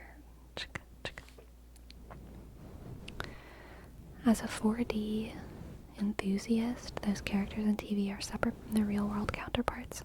Even the used in previous videos have their own free will from yours. Interesting. Being able to recognize when your thoughts are actually just your mental health issues talking is a very powerful thing. Oh yeah, it's super powerful. It's like one of the biggest like adult powers I think I have at all. Like, there's not many superpowers that I gained as an adult, but one of them is being able to recognize when my anxiety is a mental health thing versus it just being a real fear or worry that needs addressing. Does journaling help in that regard? Honestly, no. Journaling helps with other things, but journaling does not help me identify the feeling.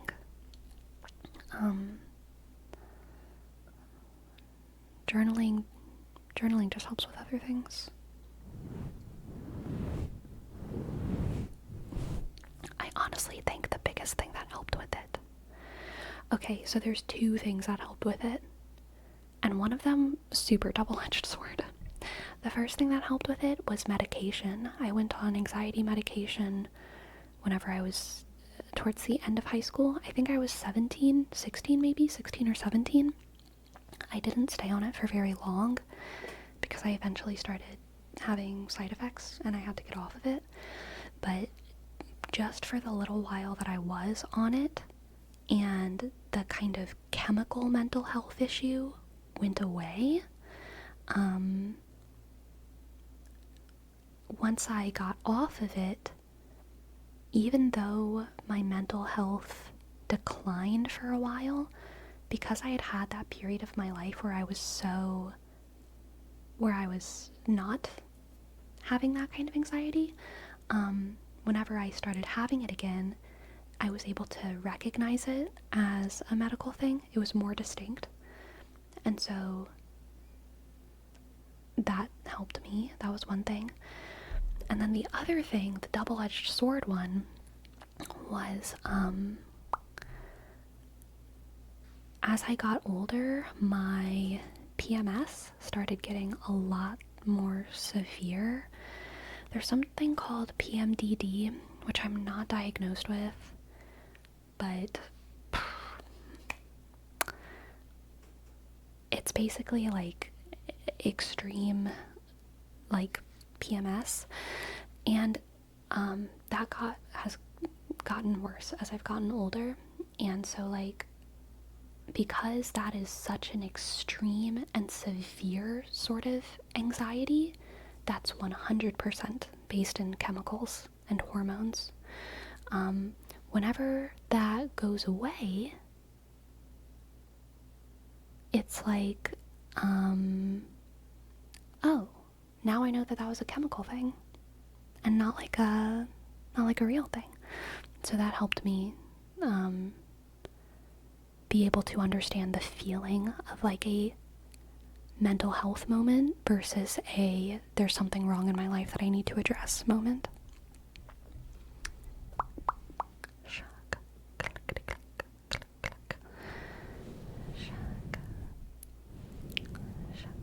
Do you treat it differently when you think it's medical anxiety? Oh, 100%. I have to.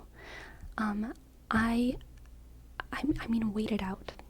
I wish I had like better better advice, but whenever I'm feeling the medical anxiety, I basically have to stop myself from acting. Like, I have to stop myself from trying to fix things. And instead I have to say, what I need right now is rest and sleep and food, and I need to wait. I need to distract myself until the anxiety goes away, because eventually the chemicals will sort themselves out, and I will feel okay, and I won't feel like I need to make radical life changes anymore. And that will be okay. And that will be okay. Dealing with anxiety for me is just going outside more. Going outside is a massive help, for sure. Food, sleep, distraction, yeah. And like, yeah, fresh air. The sunlight is the best. Also, for me, caffeine makes me happy. If I drink caffeine too late in the day, then I'm not going to be able to get to sleep, so that's not good. But if I have caffeine earlier in the morning, it actually is a very effective, like, antidepressant for me. It calms me down, it makes me feel happy, and I kind of try to reserve it for those days that I know are gonna be rough.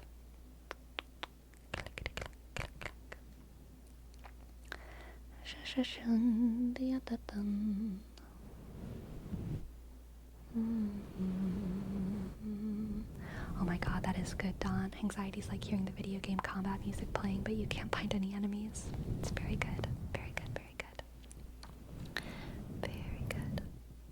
Very good.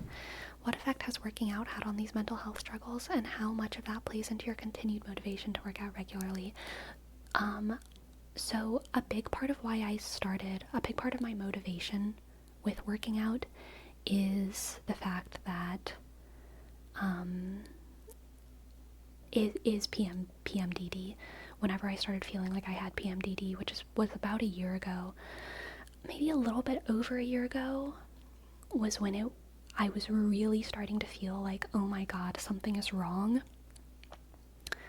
because I was like having to predict once a month having a 3 to 4 day part of my week where I was feeling like Sudoku. And whenever you're planning that, like, I would be in a good state of mind and I would be like, okay, next week I'm gonna feel Sudoku. You know that something's wrong. Okay, that's too much. That's a problem. Because I knew that everything was fine, but I was just gathering evidence and I was like, yeah, this is happening every single time, which sucks. So I was starting to do a lot of research, and I was thinking like, yeah, okay, I think I have PMDD. And so I looked up treatments for that, and there's really nothing super useful. Most of it is like lifestyle changes, and one of them is like, seems like exercise helps.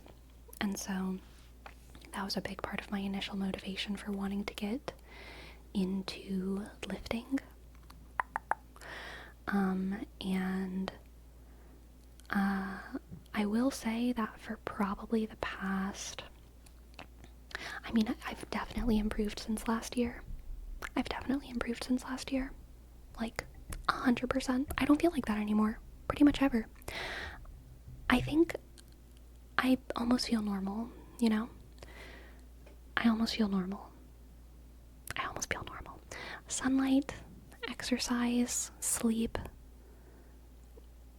As I've gotten older, I feel like I need to prioritize those things much more than I used to, because the consequences of not keeping on top of those things are so much more severe than they used to be. So much more severe.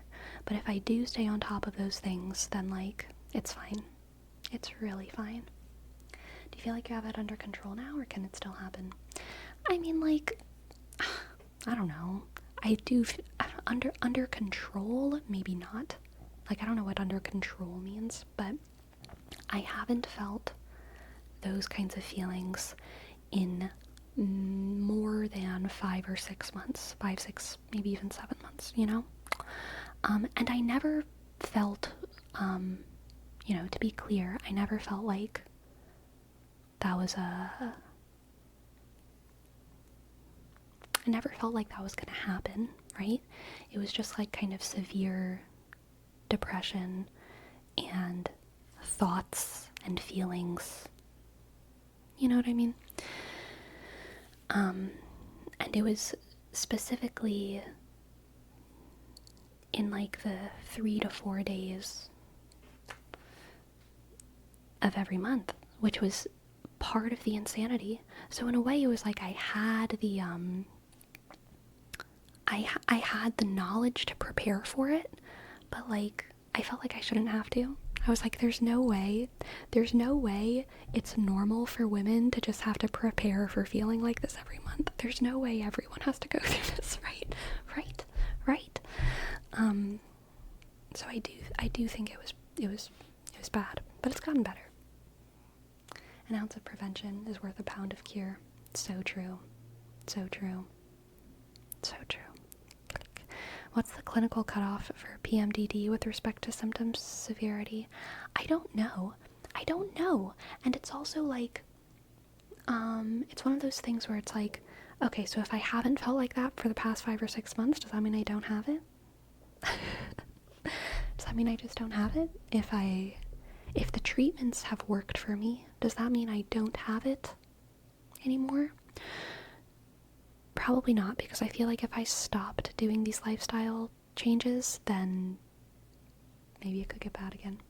I don't think it's a relapse kind of thing, because relapse makes me think it's like more of a choice that I'm making or something.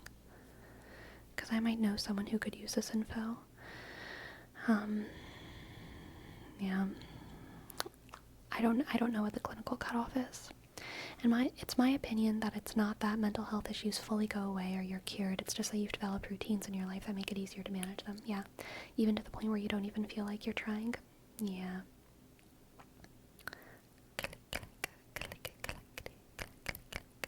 But knowing that it was happening at the same time every month gave you some tranquility, knowing that was most likely the cause. Yeah, it definitely gave me some tranquility. For sure. It was a mix of tranquility and also, it was also anger at the unfairness of it, because there was also kind of this like, why is being a woman so horrible? Like I kind of hated, and sometimes I still struggle with this, just like hating my femaleness in the, specifically for that reason. Like, oh my god, this is just so unfair that I have to deal with this. This is so unfair. So yeah, there was a degree of just like anger at the unfairness of it, for sure. But it being predictable and it being something that I could Google and look at treatments for did give me a sense of control and gave me kind of a game plan for how to handle it going forward, and that was massive for sure.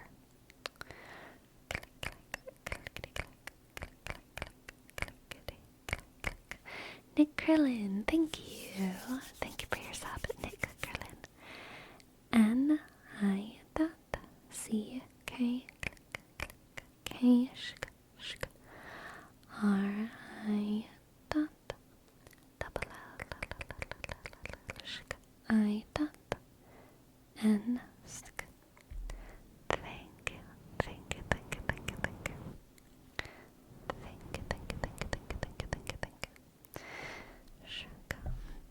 Yeah, but being able to identify the cause and that it's something that it's out of your control is a bit liberating, even if unfair. Yeah, that's for sure. As a cis male, I will freely admit that having bad periods would give me a lot of anxiety. Yeah, it sucks. Dude, oh my god. So, this is not a PMDD thing. I think this is just a woman thing. Women in the chat, please validate or invalidate what I'm about to say. Let me know what your experience is.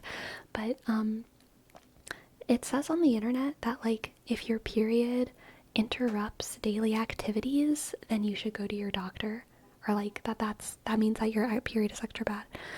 That is ridiculous, right? I feel like it's so normal. All for all of us, our periods interrupt our daily life, right? Like we're not going to do certain things on that like day 1, day 2, right? But I was watching like I was watching a gym bro video. I can't even remember what it was. People were talking about gym stuff. And then I think someone was talking about, some gym bro on YouTube was talking about like struggles of going to the gym. And then I was reading the comments, and a girl was like, I think the hardest thing that no one talks about for women in the gym is that there's 4 to 7 days of every month where we just can't go to the gym. And then one of the comments was like, if that's your experience, you should go to the doctor. You should be able to go to the gym. Your period shouldn't interrupt your daily life. Which was like such a man thing to say. Like, oh my god. No. I think all of us are letting our lives be interrupted just a little bit. Just a little bit. Oh, Myth. Thank you. Thank you. Thank you so much for gifting 5 subs. Thank you so much. Thank you so much. Thank you so much. Click Y sk T click H sk underscore B. Oh, thank you so much. Thank you so much. Thank you, thank you, thank you, thank you. May I ask a personal question? You can ask. I might not answer. If I don't even read it, it's probably because I don't want to answer.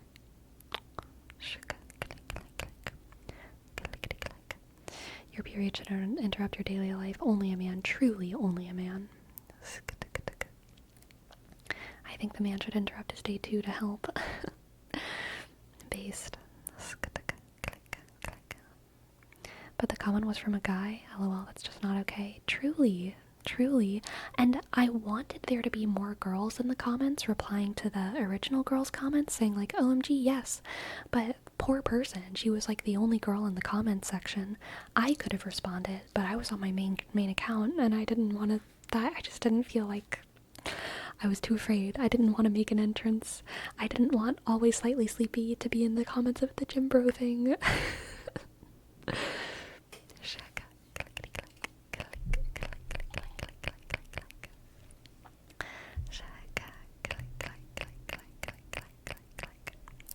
I do get those times in which the brain just starts going at 100 miles per hour and I need it to stop. It sucks that I don't know if those may be real feelings or just having a delulu moment, so I just feel like I need to distract myself somehow to keep the brain busy. But I also think that maybe that's just not the best solution. Maybe I should deal with the thoughts. But what if those thoughts are just my brain acting up? Then I don't know what to do. Whenever I'm in doubt, I sleep on it. Whenever I'm in doubt, I sleep on it. Okay. Whenever I'm in doubt, I sleep on it. Shuk, shuk, shuk, shuk, shuk. Click, click, click.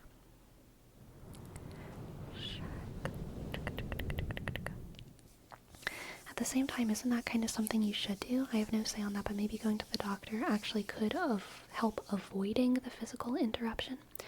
No problem. You asked the question in a very respectful way, Xerxes Slade. So it's not dumb. Going to the doctor would not help the physical interruption because pretty much if you're having a normal period, it will interrupt your daily activities. Also, treatments for the side effects of, or not side effects, just the realities. Treatments for the realities of periods, whether severe or unsevere, are pretty slim. Really, the only treatments are hormonal birth control or lifestyle changes. Those are basically the only things.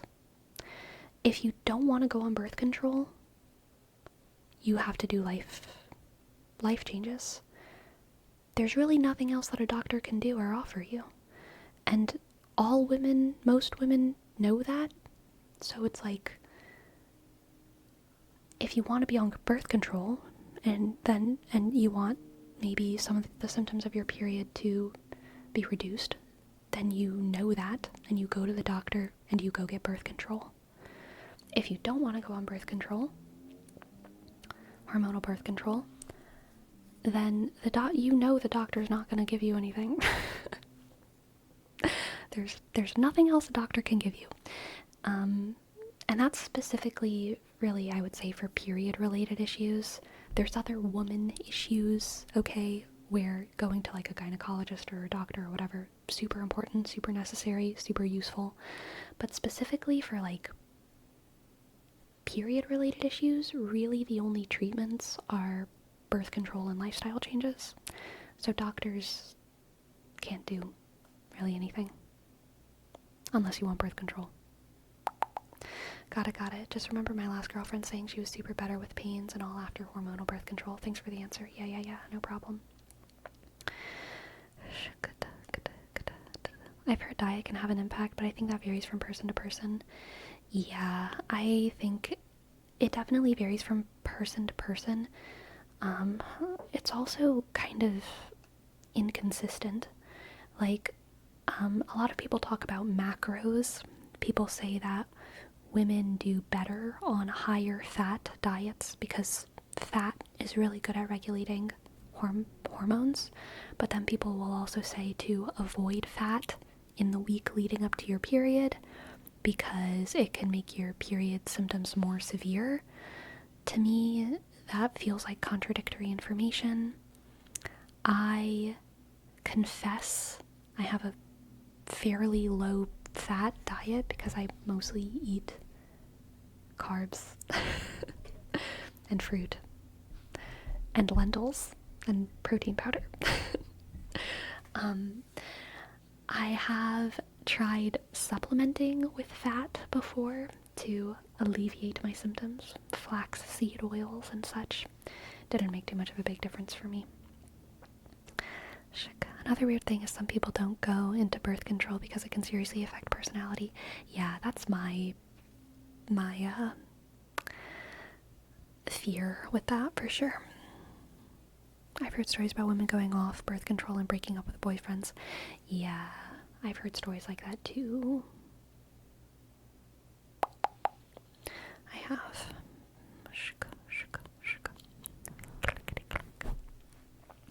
There's a spectrum of interruption, right? It's one thing to feel hormonal and cramp but still be able to complete a normal work day.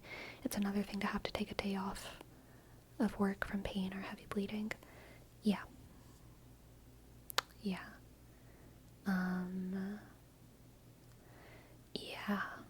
it is. I mean, so as a woman who worked in the service industry,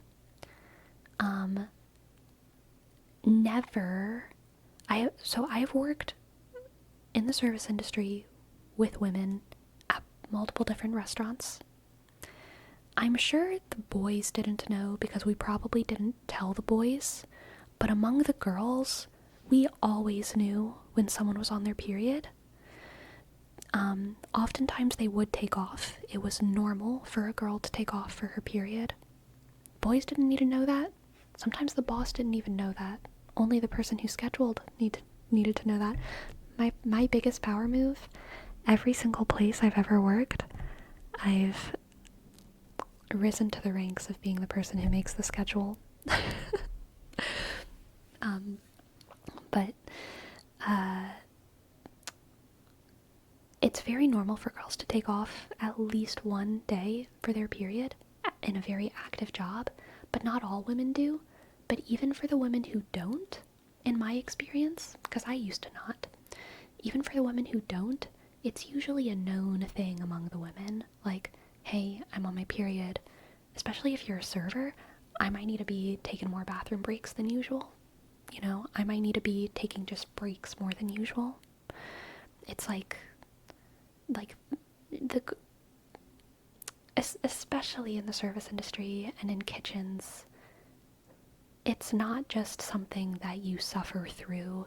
You do have to help each other out with it a little bit for pretty much everyone. And that's like, in my experience, the default. Sleepy, thanks for sharing this kind of info. Like Xerxes said, we might sound dumb, but it's because it's a topic we don't experience. So honestly, at least in my case, it's really interesting hearing how it actually affects or feels like. Yeah, no problem. I'm trying. I've heard that some women don't have symptoms. Is that true, or that can happen?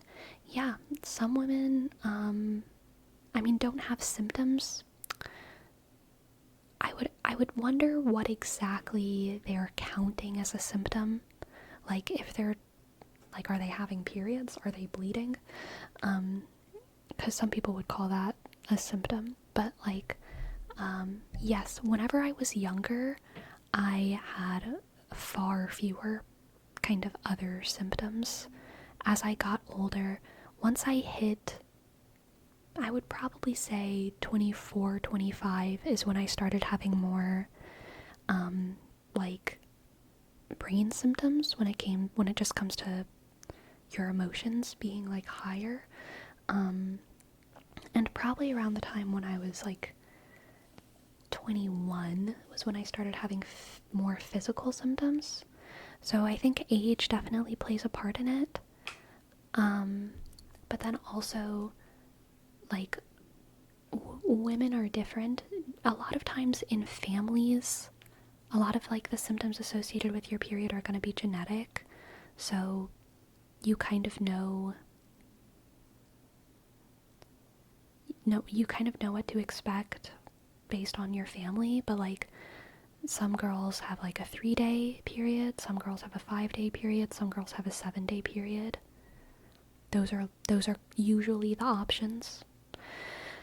The cycle itself, the full cycle, can be anywhere from usually 28 days to 32 days. Usually for one person, it's going to be consistent, unless they're going through shit. But, like, different people, you know, one person might have a 28-day cycle, one person might have a 32-day cycle. And yeah, the psychological symptoms, the physical symptoms are going to be different for different people. I know that there's even, so I think this is kind of like a correlation thing. A lot of female medicine it's under-researched. I don't even want to call it medicine. Physiology is, like, under-researched, but I'm pretty sure there's correlations between period symptoms and pregnancy symptoms. So, like, I think there's correlations of, like, these people who have these sorts of period symptoms often have these sorts of pregnancies. And I wish I could remember specifically the one that I was looking into at one point. But, like, where you feel your cramps can be, because different people feel cramps in different ways. So where you feel your cramps can be correlated to different sorts of issues in pregnancy that might come up. I don't remember what they are, though, so I'm not even gonna say it.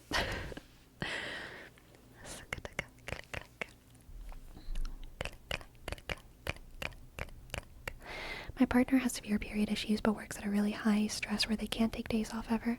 I wanted to approach the topic of hormonal birth control, but I've always been worried about pressuring them to make a medical decision. I just see how much they suffer each time and wish it wasn't as bad. That sucks. I'm so sorry about Ghost. And I totally understand your hesitation as well. I think, like, bringing up the topic is fair game, but I mean, also, if your partner decides that they'd rather have the high stress and high pain rather than, like, the extremely volatile situation of hormonal birth control, the unpredictable, then like that makes sense. I in the past and in the present have chosen the pain over the unknown.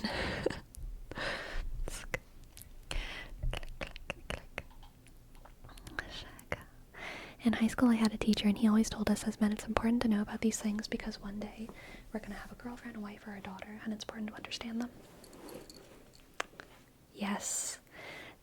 You know, it's important to understand women because they're like one of the two, or, you know, one of the many types of people.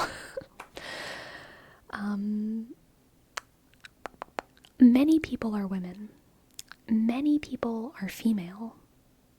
And it's not like an anomaly to be female. It's not like, oh, periods are something that some people have. Periods are something that like almost half of people have. Okay? Okay? Many people have uteruses. So, yeah, it's totally good to know. Totally good to know. I think women should know about like men's health and stuff in a lot of ways as well that we aren't exposed to.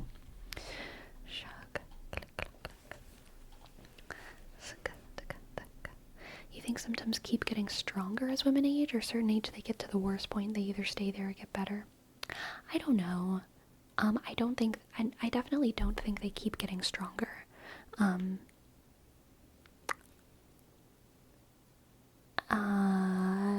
I'm sure it can be. I'm not sure. I suspect that it can be tied to like.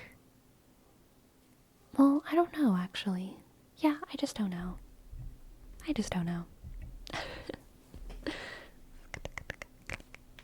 There's at least 3 women in the world by my estimate. So true. You shouldn't need a girlfriend or a wife or a daughter in order to be compassionate to women. Oh, damn, Agan. You tell that high school professor.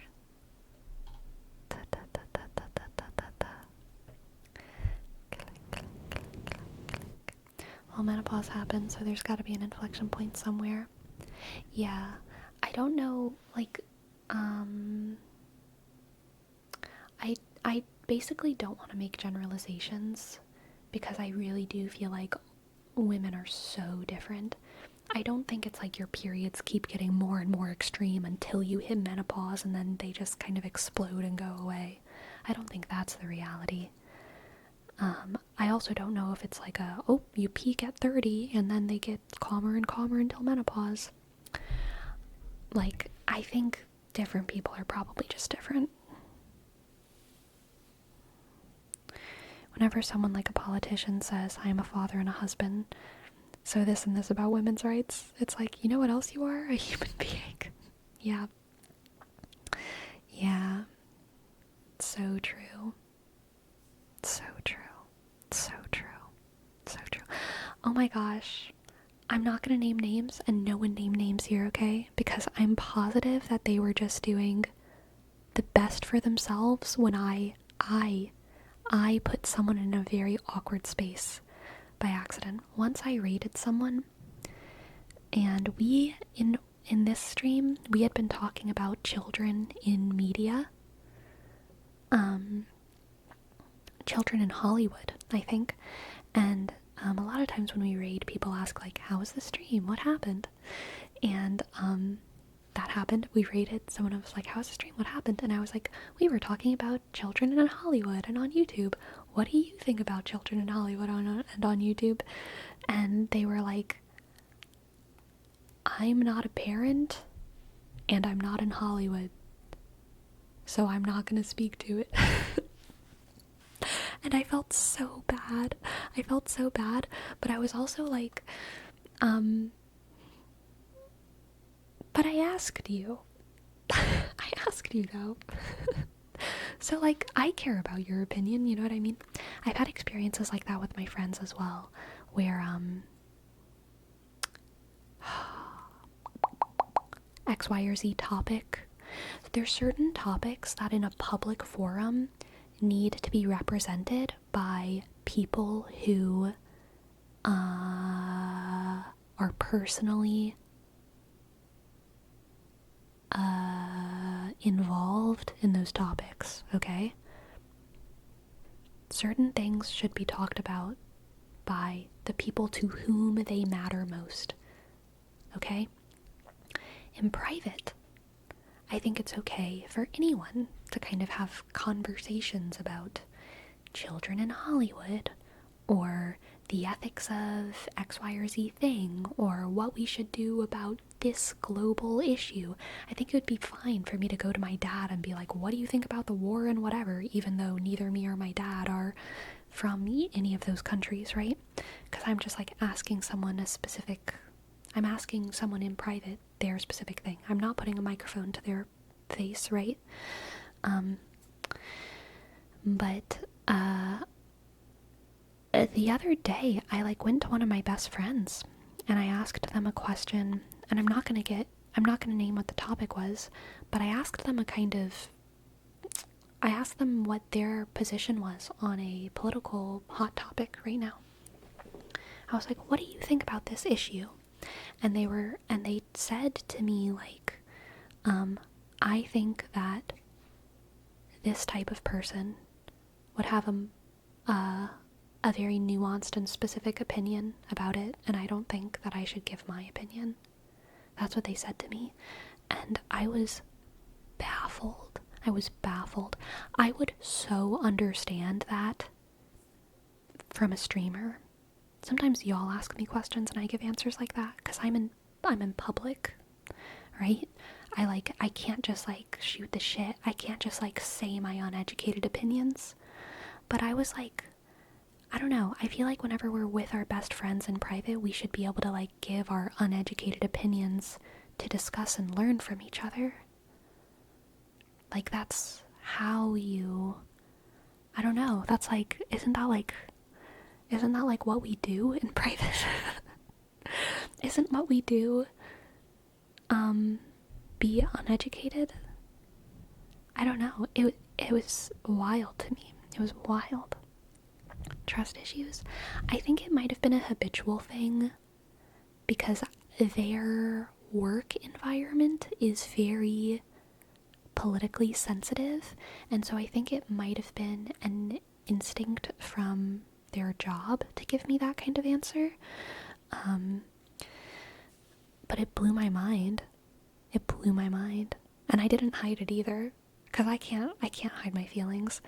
So whenever they gave me that answer, I think I just said, damn. And I smiled because I didn't know what to do with it. In private, yeah, but then what is private is the problem. I mean, it was literally me and them in their house. So it was pretty private.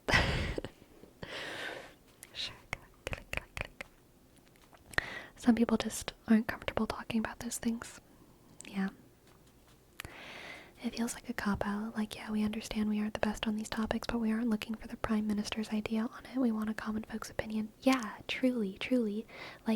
I wasn't asking to be educated. I wasn't asking because I was uneducated or because I didn't know. I was asking because I wanted to learn about them. I was like, how do you feel about this? What do you think about this? Not because I really want to be taught about the issue. I mean, maybe they would have something to teach me about it, but I just I wanted to know what they had in their brain. Yeah, you should be able to converse about that stuff with your friends, but I can also understand if you're just not comfortable with talking about stuff. Depends on the person. Yeah, that's fair.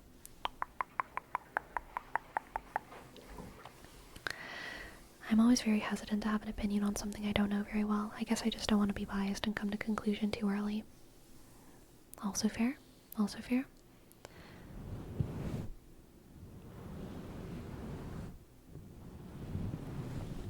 The thing is that I feel the quality and quantities of topics we talk about here is kind of rare in stream, so whenever others hear about it, they just kind of get surprised or out of their comfort zone. It's one of the things that makes these combos feel special, and the funny part is that's what you just said. We're just sharing what we're willing to say in public, Imagine the topics, opinions we keep to ourselves. So interesting to think about it. It's true. It's true. I don't enjoy small talk, and I don't really try to have like extremely deep or controversial or taboo conversations on stream. But I feel like we do often go into that territory because I'm simply not avoiding much. There are some things that I avoid on stream, but I avoid much less than I think some other streamers, especially in the ASMR space, which makes sense. But to me, these kinds of conversations are cozy and relaxing because it makes me feel like I'm at a slumber party. It makes me feel like I'm in the back of the band bus on the way to a football game. It makes me feel like I'm in the backstage of a boring show that I'm running crew on, and I'm like gossiping to the other crew members and all the lights are off and like we can't even see each other, but we can like hear each other whisper. And I love it.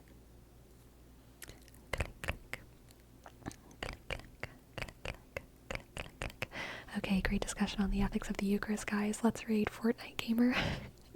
Yeah, exactly. Exactly.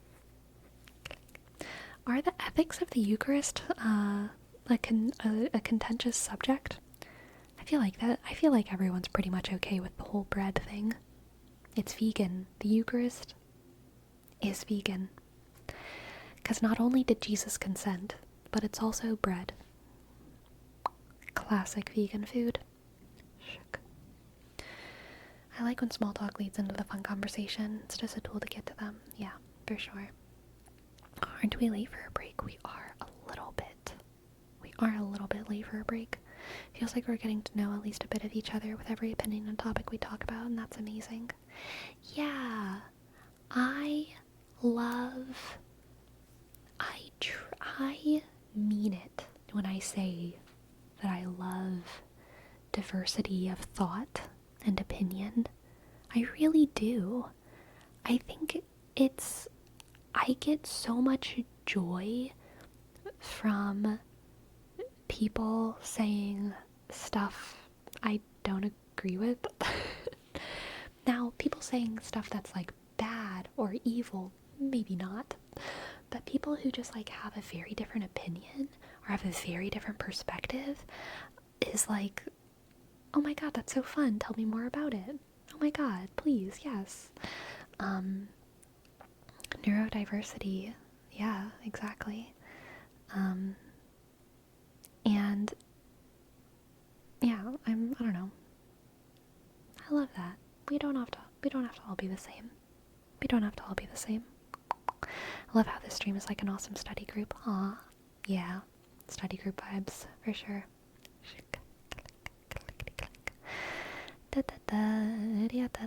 Yes, okay. We shall go on break for 5-ish minutes and then come back for more tingles and chit-chats. Tingles and chit-chats. Okay. She'll be back soon.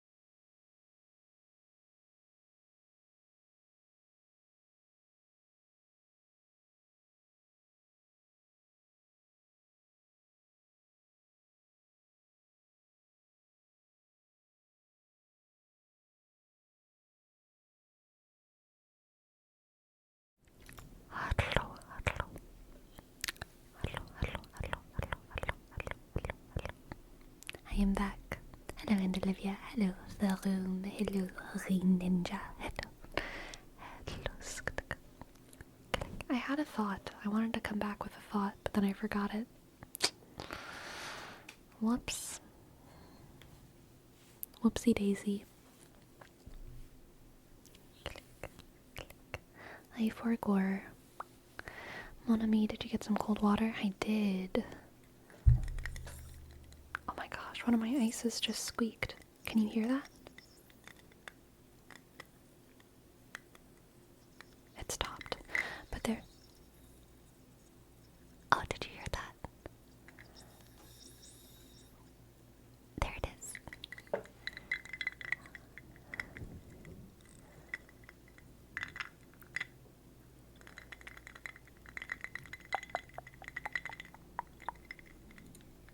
One of your ices a mice? Oh my god. So true.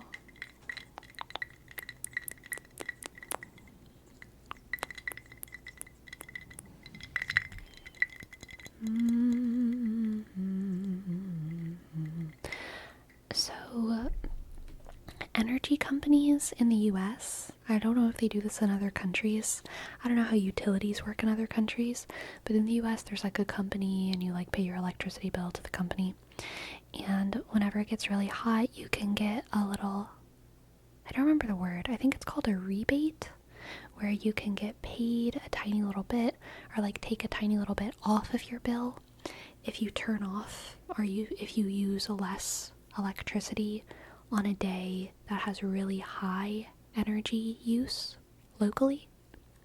So like during the heat wave, if you used a lot less energy yesterday or the day before, you could get like money taken off of your bill if you turned everything off during those like peak energy usage times. So yesterday I did that. I turned off everything that I could from 5 to 8 p.m., which is like kind of the hottest time of day over here. And I was honestly pretty excited. And I was like, oh my gosh, I'm gonna get a little bit off of my bill this month. I got a text today. They only took off $1.30 something. $1.30 something for the hours I spent sweating. I was hoping it would be like at least $5. $1 something? Ugh. What kind of treat is that? That's like an apple. A Fuji apple. Not even a Honeycrisp. Was it worth? I mean, it felt pretty good to get a text that said congratulations. But other than that, no. It did feel really good to get a text from the energy company that said congratulations, though. Made me feel like a winner.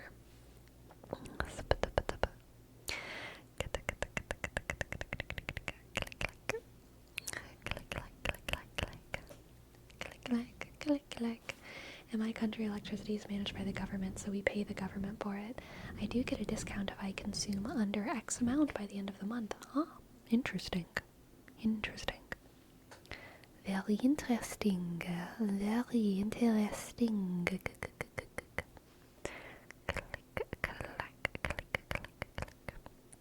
You have cute freckles. Thank you.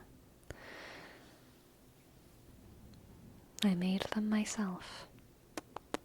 Nambuki, thank you for your prime. Thank you.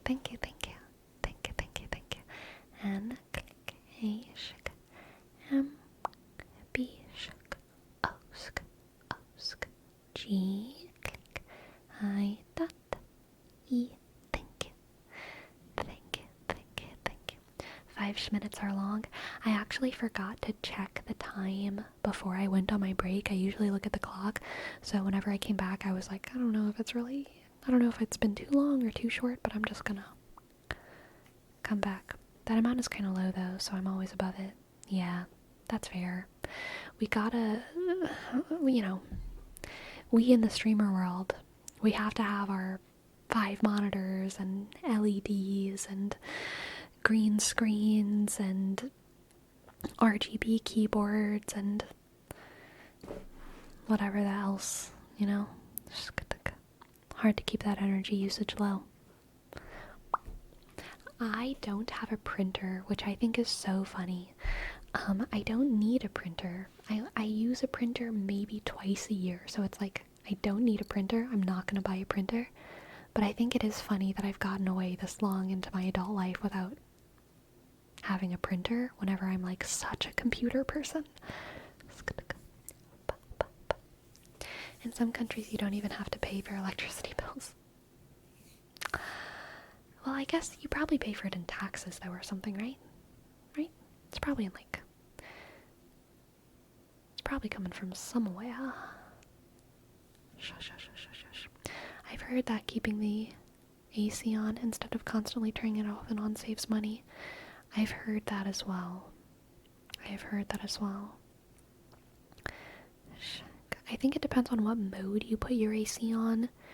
If you put your AC on cool, then that's more expensive. But there's usually like an energy saver mode that is less expensive if you just keep it on. I actually have 5 monitors.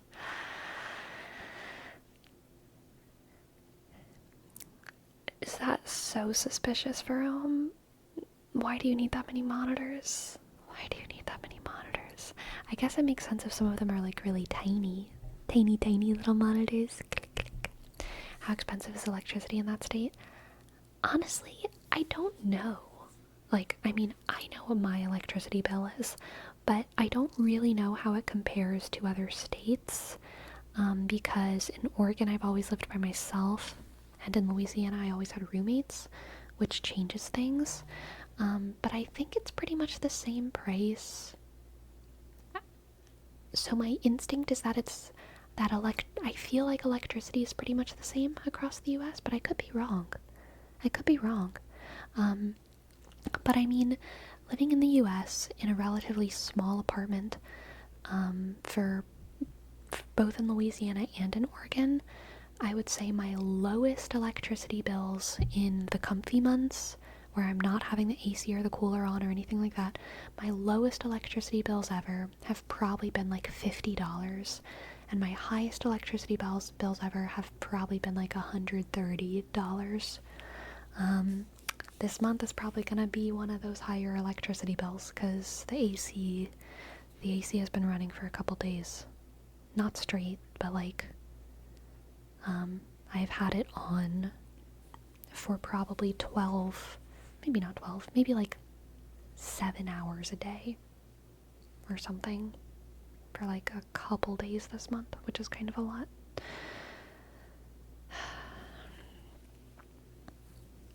I've been told that in different states it varies widely. Oh, interesting. That's why I was asking. But in Oregon, do you consider it expensive or regular? I don't know, because I've only lived in Louisiana and Oregon. So I don't know what regular is. I just know what Louisiana and Oregon are. I feel like in Louisiana it was comparable to how it is in Oregon. Oregon is cheaper? Okay, interesting. Maybe I do remember that. But in Louisiana you need to use the AC more. In Louisiana you need to use the AC more than you need to use the heater in Oregon. Louisiana calls for more electricity use. Do you turn on the AC during the day or at night to sleep? I turn it on during the day. Last night, for the first night ever, I turned it on to sleep. Last night I slept horribly, y'all. I'm really hoping that I sleep better tonight because the AC doesn't cool my room. It's not like central AC, it's just like a local AC, and it's not in my room. And so I kind of pulled the beanbag right in front of the AC and I was like, okay, I'm just gonna sleep right here. But sleeping on the beanbag is really comfortable, but sleeping on the beanbag right in front of the AC where it's really loud on a hot night, the beanbag retains a lot of heat, which is why I haven't used it for any streams. I'm gonna use it more in the cold months because the fabric of it retains so much heat. It just gets really warm really easily.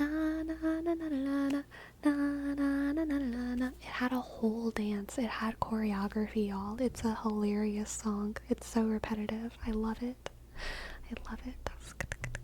Thank you for the celebration, Neatrix. Thank you, thank you, thank you, thank you.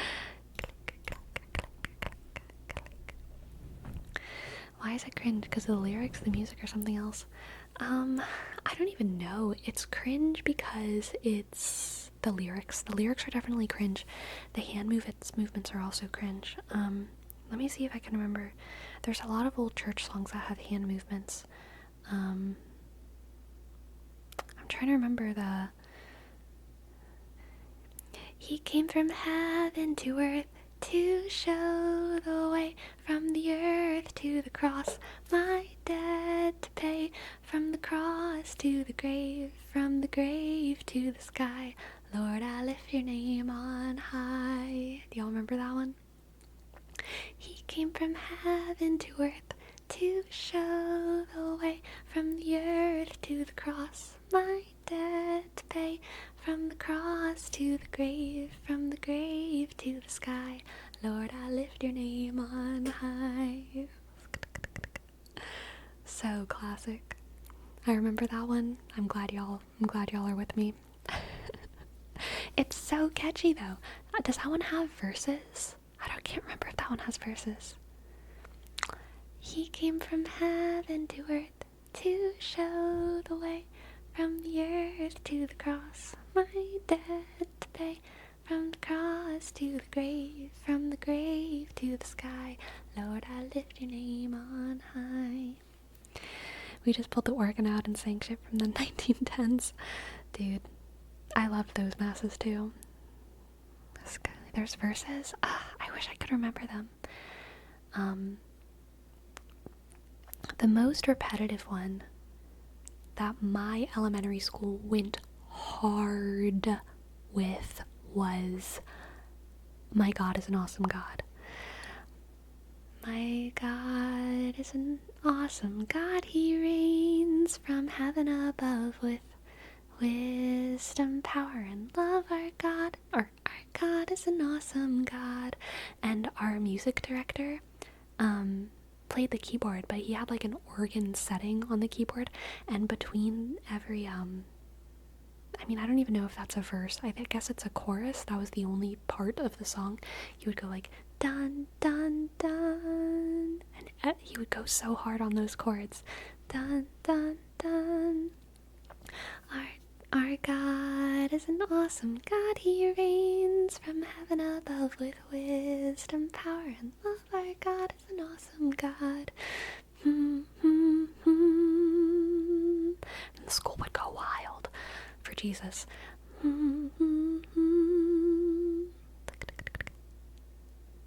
Our God. Wait, I keep doing it wrong. It's our God is an awesome God. He reigns from heaven above with wisdom, power, and love. Our God is an awesome God. Singing that one in a group around a campfire is straight magic. I bet. Click. Farewell, MNC. Farewell. Click. Did they teach you the hand choreography, or people learned it on their own? I think they taught it to us, but like you kind of learned it. So it happened in school, like Catholic school, and I think you would learn it in like kindergarten music class. So it was very chill, and you only learned it in kindergarten, but the whole school would go to like the Friday mass services. So all the kindergartners, first, second, third, fourth, fifth, sixth, seventh, eighth, whatever graders, we all knew the hand movements because we learned them whenever we were really little, and so like we would all do them together for fun. We didn't do the hand movements with that one. Oh dang. Did y'all learn the hand move? It's almost weird. Every year we learned Silent Night in ASL, and I think it's because it's called Silent Night, which is like weird.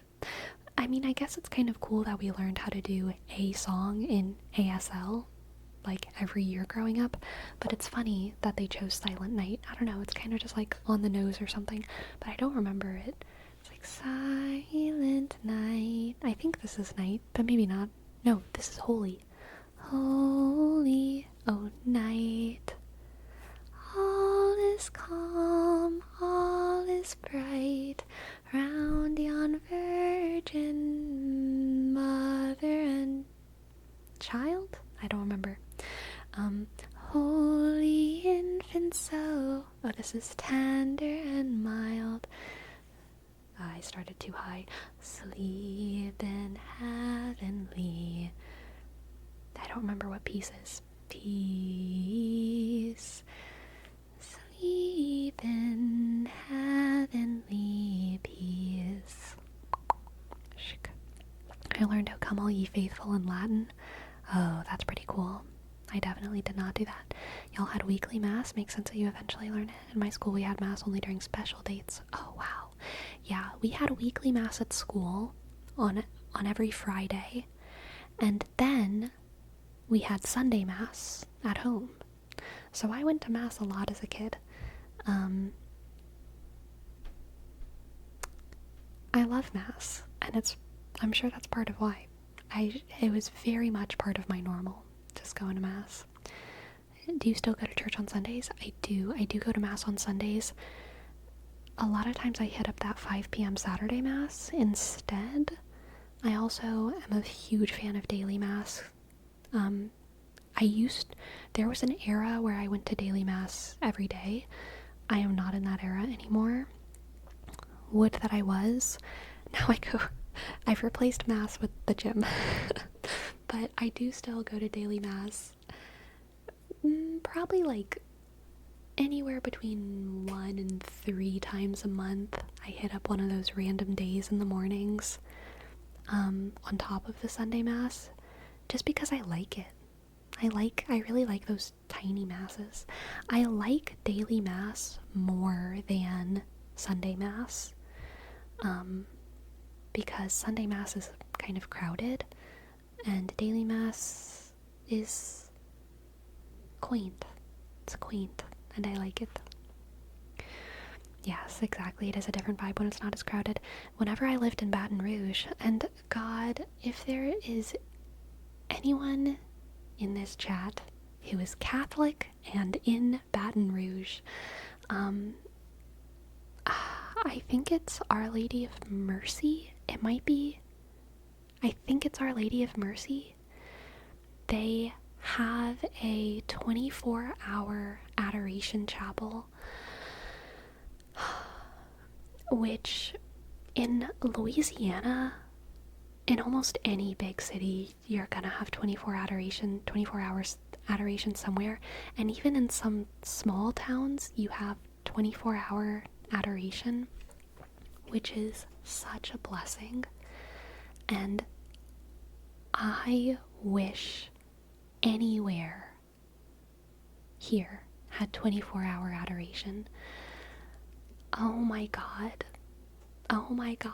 Please. Please. One day let there be 24-hour adoration in my area. I miss it so much, being able to just trust a adoration chapel to be open whenever you need it, so that you can go and meditate. Because I used to do that in Baton Rouge almost every day after work. I went, and I loved it. I loved it so much. I really don't understand church other than it being in the Bible and like other norms. I don't understand why someone would go to preach the same stuff they could read and figure out themselves. It depends on what tradition you come from. In Catholicism, church isn't just about learning things. It's about partaking in a weekly ritual where you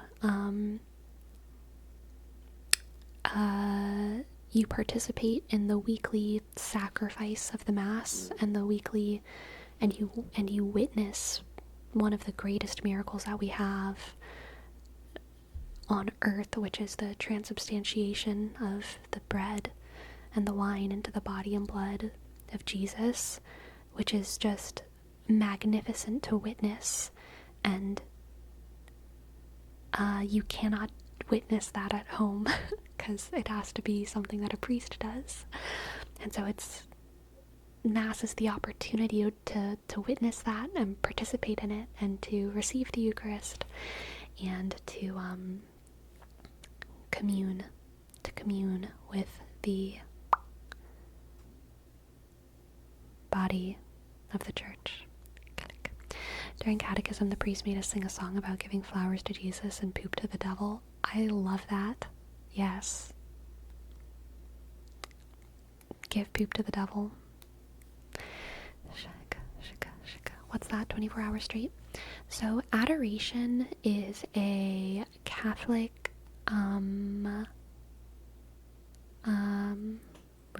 not a ritual, practice, I guess I would call it. It's a practice where the Eucharist, which is already transubstantiated, blessed, is held in what they call a monstrance, which is like a fancy holder for it, and it's put at the front of the chapel. So it's like Jesus is in the chapel, and you all go and you can just like sit and like meditate, and it's chill, like nothing happens. And 24-hour adoration is when a church community organizes. Oh, because this is an important rule, Jesus must never be alone.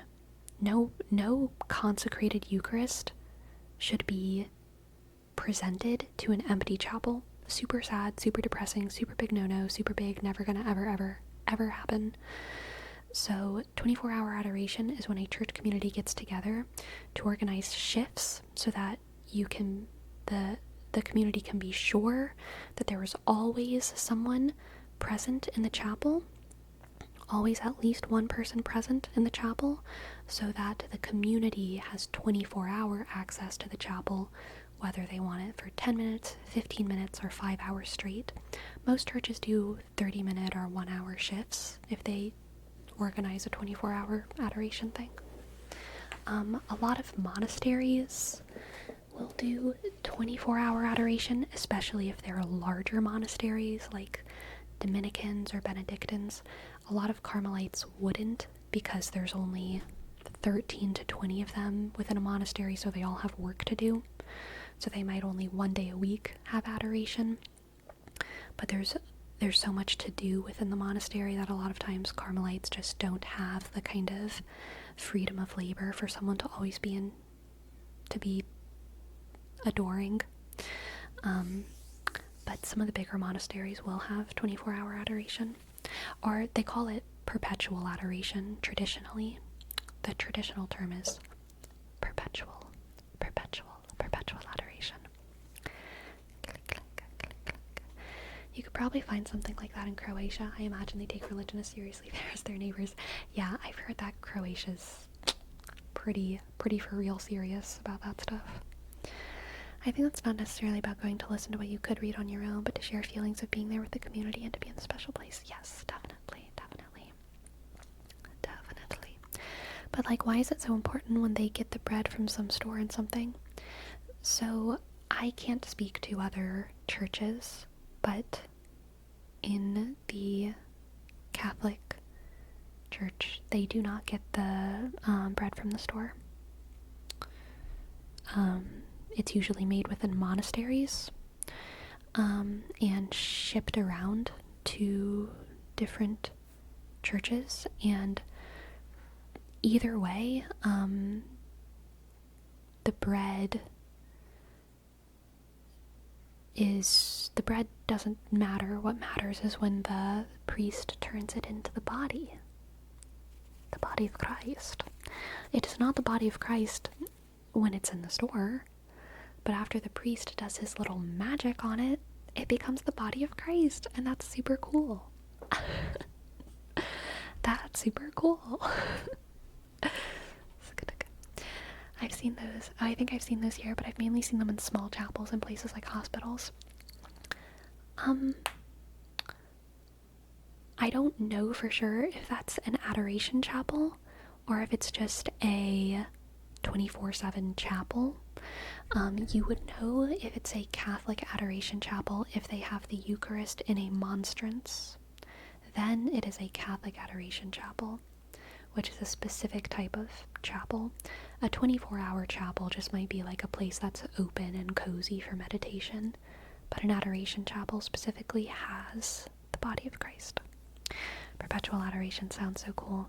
Yeah, it does. It does. It's not about the product itself, but what it represents. Yeah. Depending on your tradition, what it represents, or if you're Catholic, what it is. I really like the contrast between the rough and gentle videos released recently. Ah, yay. Tomorrow's video will be very different. That's your only hint. It's going to be very, very, very, very, very different from what I've been posting lately, and I hope that it does okay. I hope that it does okay. But it is very different. Click, click. Yes, they have something in the middle in like a shiny box. I remember that it all looks red. Interesting. If there's one thing I liked about being Orthodox, it was the bread. There's so much artistry involved in the whole baking process. Yeah, that's cool. That's cool. That's cool. Click, click.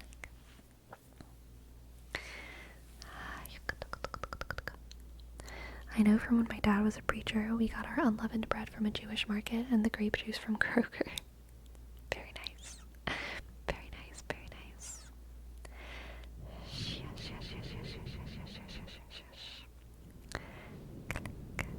Clank, clank, clank, clank, clank, clank, clank, clank, clank, clank,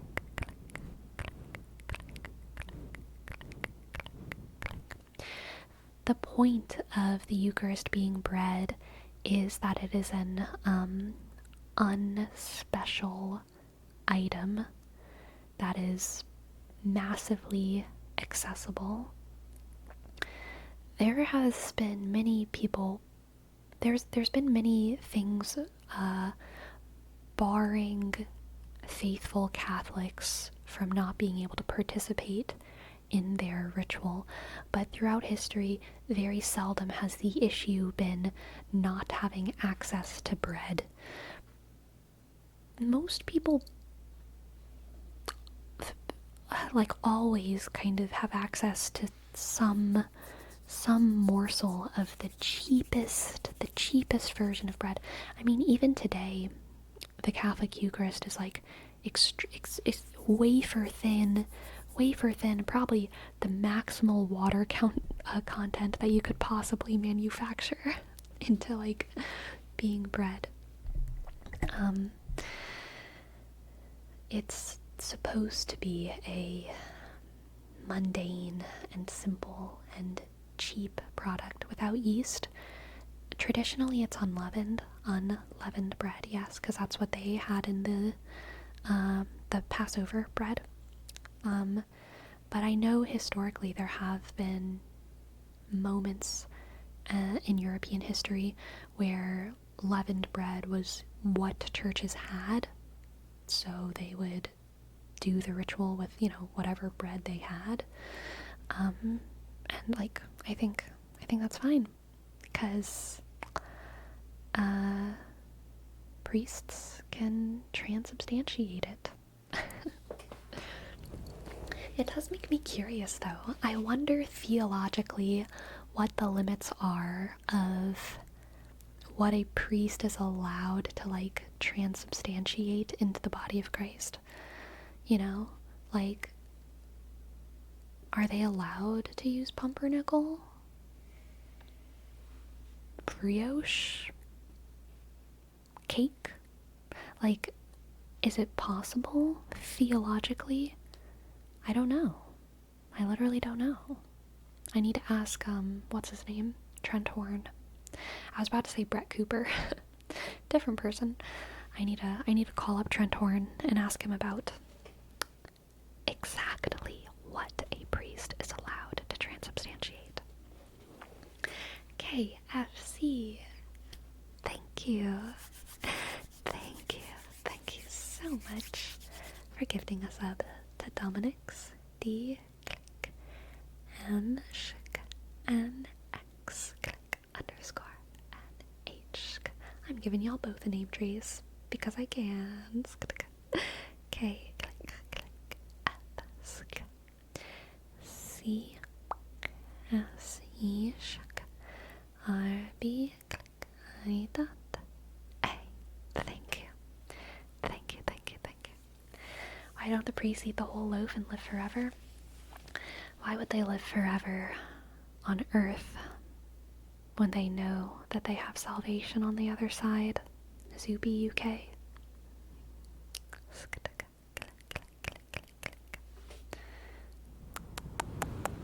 Think we can get holy naan? I imagine that the OG Passover bread wasn't too different from naan, but I don't know. Have you ever bought wafers at the store, like the ones they use at church? I've seen people buy them and spread caramel on them or sweets on top of it, and it tastes nice. No, but I have seen little baggies of them that were unconsecrated, like extra, in the back of churches when I was like a little Catholic school kid, and I did like snack on them with some of the percussionist boys. I did snack on some unconsecrated Eucharist with the percussionist boys, I'll admit. Once our priest used tarali, which are basically salted cookies during the mass to celebrate the funeral of the local baker. I still don't know if that was allowed, TBH, but the thought was kind of sweet. Ah, interesting. That's so cool, Mercapt. Bad church girl. Don't worry, nothing was happening with the percussionist boys. Nothing at all. They were just holding drums. And I was holding my saxophone. I think we were preparing for a Veterans Day music thing. We were all holding our instruments, and we saw the church wafers, and we were like, snack. Yum, yum, yum.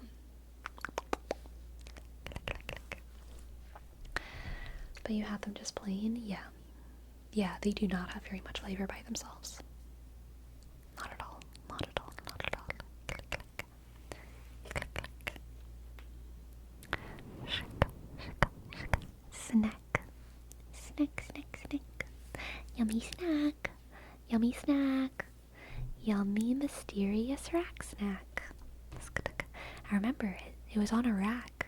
There was a rack. We saw a snack. We said, that goes in my mouth. Y'all ever bake wine into the bread? Ooh, I don't think so. Interesting. Wait, was it? I can't remember. I know it was Destructicon. And Jose, I think it was you. Were y'all giving me the lessons on how to make tortillas?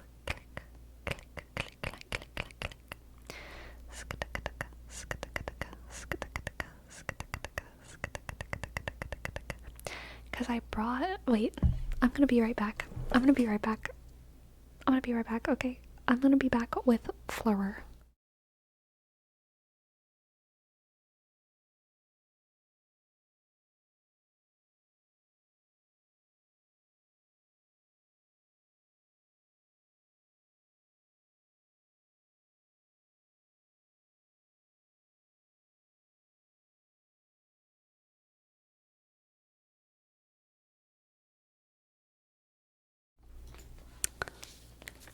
Can I make tortillas with this? Can I make a tortilla?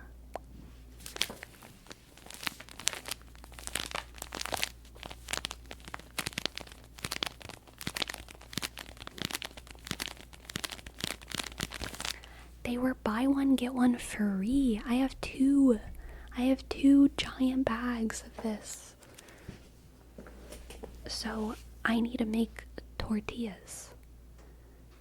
I need to make some tortillas. Is there a recipe on here?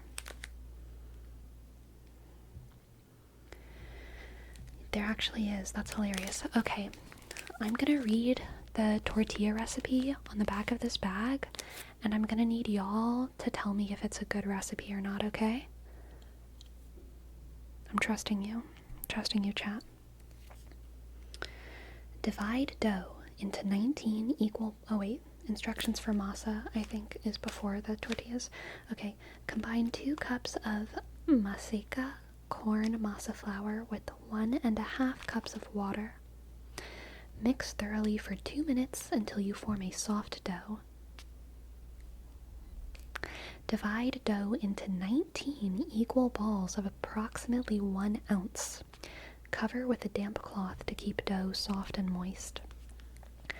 Line a tortilla press. Do I need to buy a tortilla press? Line a tortilla press with 2 sheets of thick plastic wrap. Place each ball between the 2 sheets of plastic and press until tortilla has 5 inches in diameter.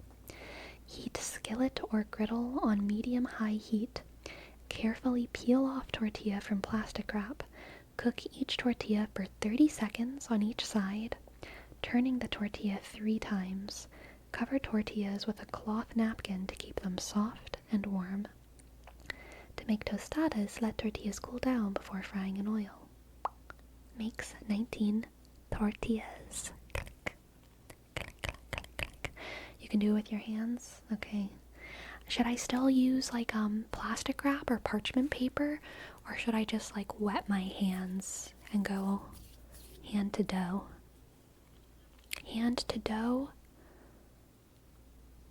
The tortilla press is something that you can use to make the tortilla round and the thickness that you want.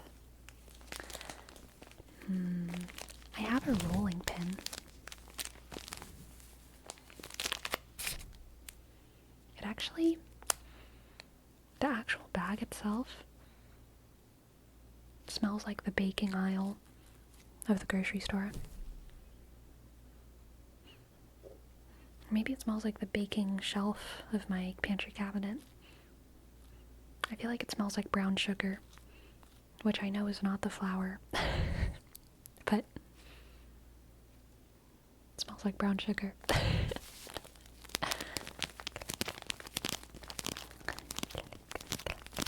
You could probably use a frying pan and the counter in a pinch.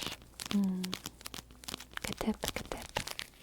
Oh my god, today I wanted to boil a pot of water, and I filled a pot with water, and I put it in the microwave. And I immediately noticed that I just put this pot in the microwave, and I was like, oh my god, I'm an idiot, and I took it out. But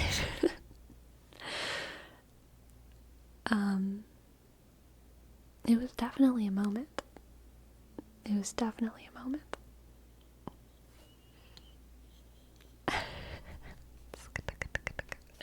Sleepy, whenever you make the tortillas, please save at least one to show it on stream or take a picture of it. I'm not even sure if I'm gonna make them this week or anything, but whenever I do make them, I will try to save one for stream, okay?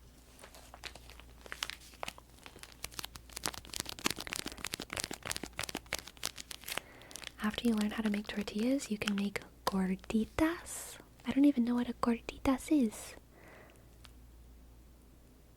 Wo ist gorditas? Gorditag? Gorditag, the lost day of the week in Germany. Gorditag.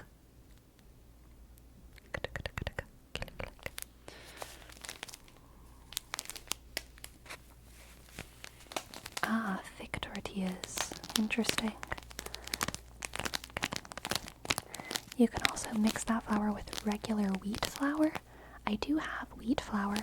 I have wheat flour, white flour, all-purpose. So I have like whole wheat flour, and I have all-purpose flour, and I have Bob's Red Mill 1-to-1, and I have oat flour, and I have almond flour. I am flour prepared, y'all. I have every flour I could ever need.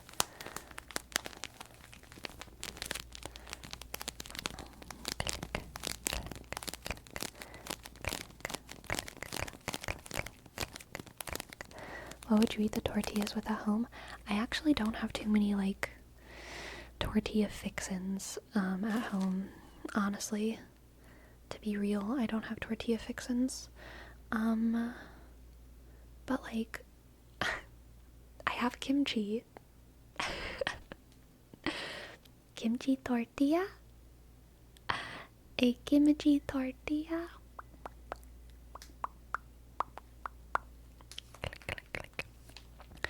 I do have rice. I do have lentils. I wish I had salsa. I could probably makeshift a refried bean situation with my lentils. Refried lentils. Refried lentil kimchi rice tortilla. It doesn't sound bad, but it could do with some greenery. I would like some vegetables, some more vegetables in there. You can make your own salsa. I actually have made my own salsa before, so I could make my own salsa. I want to put some kind of green in there, though. Some kind of lettucey, delicious thing. Yeah, green onions, normal onions, corn, maize. Do you like cilantro? I do like cilantro.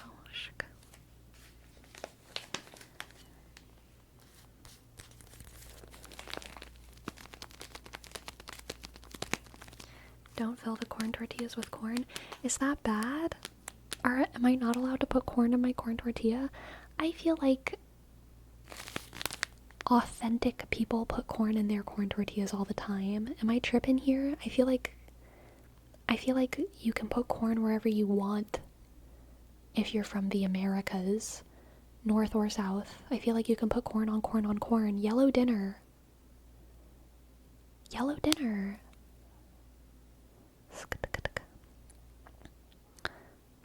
Corn on corn? Yes, corn on corn. Bitch, you lucky I'm not putting high fructose corn syrup all over it. Okay? In Japan they put it on pizzas. Based.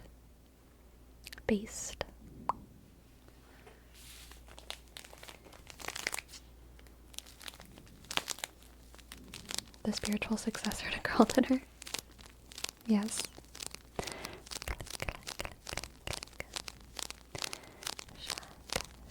Ha ha ha, you can put everything on the tortilla. Yeah. I'll put gumbo on my tortilla, okay? I'll put kimchi in my gumbo and scoop it out on a spoon and put it in a tortilla. I will dip my tortilla into my kimchi gumbo like garlic bread, alright? No one can stop me. Tortilla.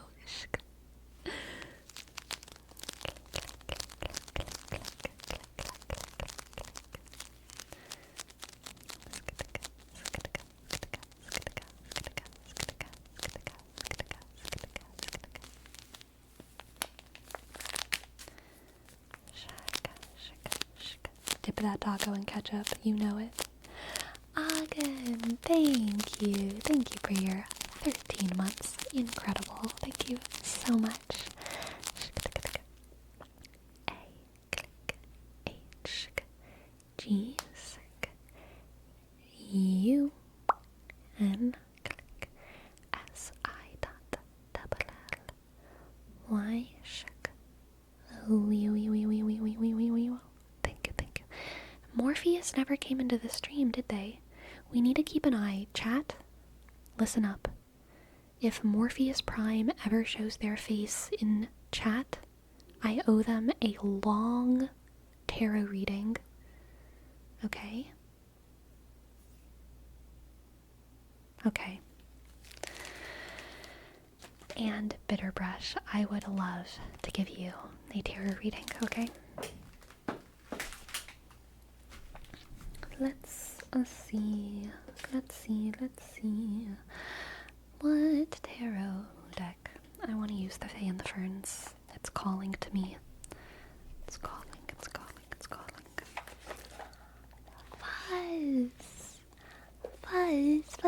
Fuzz.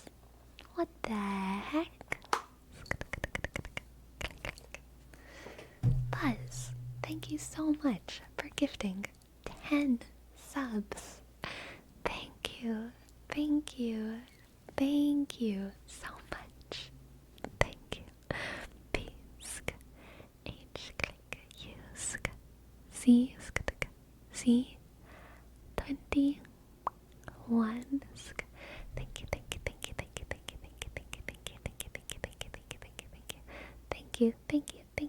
you. I appreciate it so very much. Making the stream go round.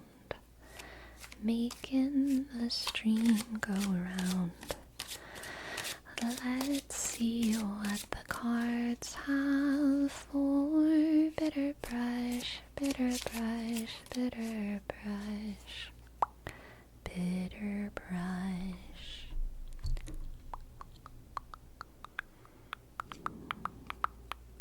We have the Queen of Wands, Slay, the Six of Cups, cute, and the Queen, oh, I dropped it. Where'd it go? Okay. The Queen of Cups, beautiful. Queen of Wands, Queen of Cups, and the Six of Cups. Whoops. Okay, Bitter Brush. This is cute. I'm gonna give you the memory that I'm feeling right now that has been triggered by this reading. I am remembering right now the matriarchs of my family when I was a little kid, like getting together in a circle and singing like Barry Manilow songs and like dancing together, and me having no knowledge of Barry Manilow or like Queen or Prince or Billy Joel or whoever they were singing to. I didn't really know who they were, but like seeing the matriarchs of my family like dance and sing together was like an inspiring thing for me whenever I was young. And I think that that is the kind of gift that you are about to impart on young people. I think you are about to performatively tap into your nostalgia. I think you're going to performatively tap into your nostalgia in a way that reawakens the child inside of you for the purpose of waking up the child within someone else who is like actually a child. Children are children because we give them space to be children. We know this because like chimney sweeps and childs in the mines also existed, and they were not children in the same way that 5 and 6-year-olds are children nowadays, right? Not to say that chimney sweeps didn't get up to their own fair bit of mischief, but like they had to stop being children because we didn't give them space to be children, right? The reason that children are children is because we give them the space and the time and the inspiration and the guidance to be children, okay? And that's very good and important for us to do. We have to intentionally give children the space to be children. And part of that is modeling freedom and celebration and youth. It's why whenever we're parents, we get really excited for Christmas again. It's not because like we're doing it for us, we're teaching our children to be excited about Christmas. We're giving them the space to learn how to be excited about Christmas. Adria ASMR. Thank you. Thank you, thank you, thank you. Welcome raiders, welcome raiders, welcome raiders. Thank you so much for your raid. Hello, hello Peacekeeper. Hello, Holy Cannoli, Mr. Radiant Man. Hello, Adria ASMR. Welcome in. So glad to have you. So glad to have you. Hello, hello, hello. Yes, we are giving a tarot reading right now to Bitterbrush. Peacekeeper. Thank you, thank you, thank you. Thank you for gifting a sub. Thank you. P click 3 click A shuck. C 3 click underscore K 3 shuck 3 click P shuck 3 click R sk sk. Thank you, thank you, thank you. Thank you. Thank you. I'm so glad to have you all. Truly, truly, truly, truly, truly. Welcome in, welcome in. Vikings are attacking our shores. Ah, we are blessed. Blessed by their culture. What gorgeous, strong, tall Vikings you are. Glad to have you. Glad to have you. Anyway, Bitterbrush. I feel like you are, in this reading, you are going to be in the position of that matriarch. You are going to be in the position of the person who gets to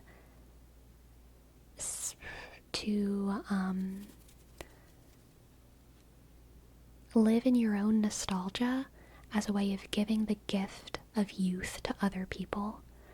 Celebrate your childhood memories, get excited for Christmas, sing Barry Manilow.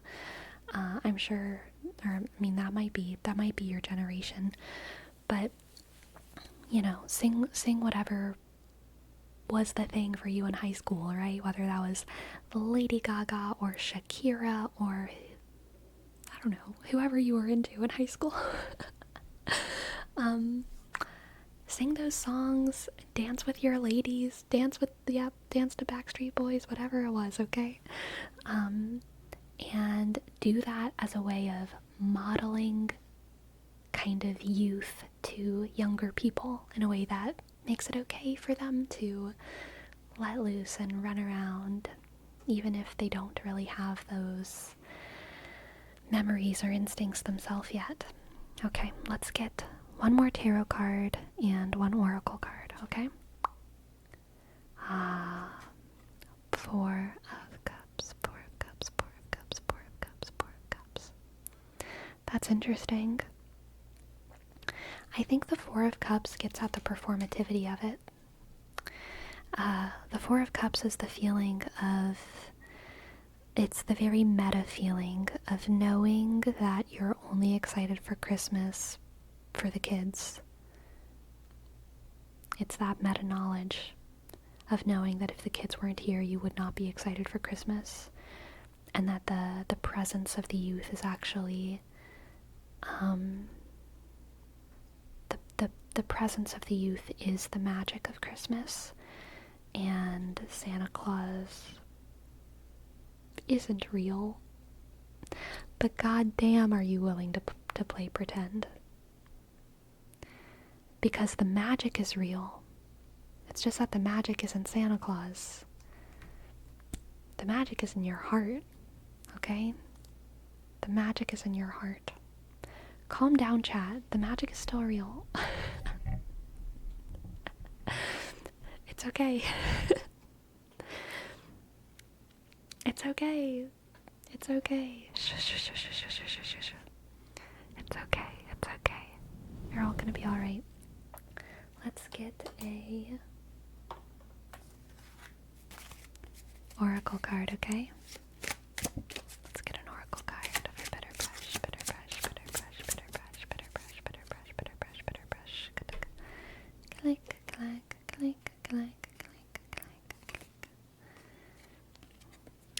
reflection, reflection, reflection, reflection, reflection, reflection. Reflect on your life, reflect on your youth, and know that your youth is always accessible to you. Not only accessible to you, but still valuable to the people around you. Being able to access that spark, that love, that light, being able to access that feeling of naivety and freedom is a gift that you have, and it's a gift that you can give to the young people in your life, and also to the old people in your life, okay? Man, really, oh my gosh. Grandmothers crave, immaturity sometimes, you know? And I feel like sometimes whenever we are teenagers, at least whenever I was a teenager, I felt a certain pressure to be, very mature and adult in front of my grandmother. But as I've gotten older, I've realized that, being silly and immature with the older people in my life is something that they value so much, because there's so few people who they feel like they can be silly and immature with. And so, yeah, accessing that youthful side of yourself is a gift that you can give to everyone, you know? Everyone who's, safe, obviously, who you trust, who's gonna hold that space for you. And that is a way for you to make that space for them. Thank you for letting me read for you, Bitterbrush. I hope that you enjoyed, and I hope that it resonates. And click. You rock. Thank you for the tip. Thank you, thank you. Click, click.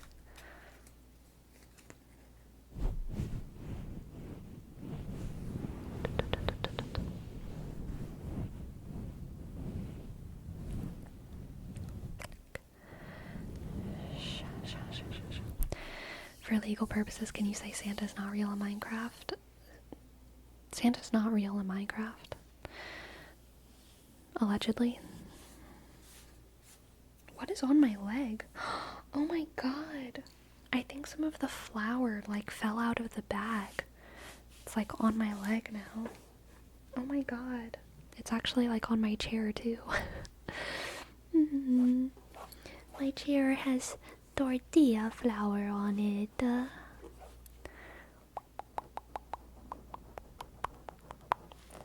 Jerome, thank you. Thank you, thank you, thank you. Thank you for your tip. Thank you for your tip. I would love to give you a reading. I would love to give you a reading. Looks like you gotta eat your chair. Members only material.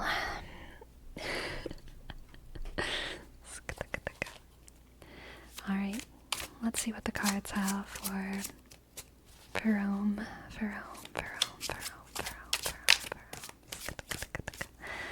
What do the cards have for Jerome?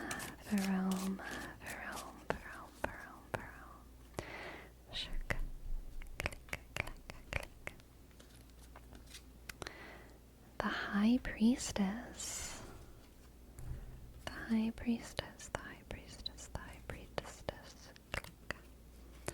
The Queen of Cups.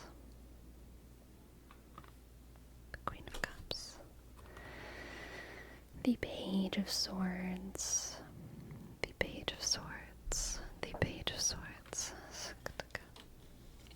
The High Priestess, the Queen of Cups, the Page of Swords. Jerome. Sorry, Jerome, I got distracted because Destructicon made me think about Nikocado Avocado, and it gave me the ick so hard. I have to remember how to read tarot. Nikocado Avocado gives me more of an ick, so much more of an ick than Zach Justice, who we talked about earlier, for those of y'all who weren't here. Oh my god. Okay.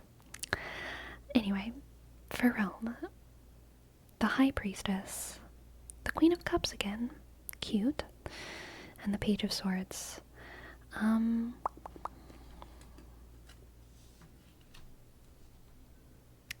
I think this is you offering encouragement to someone's intellectual potential, Jerome.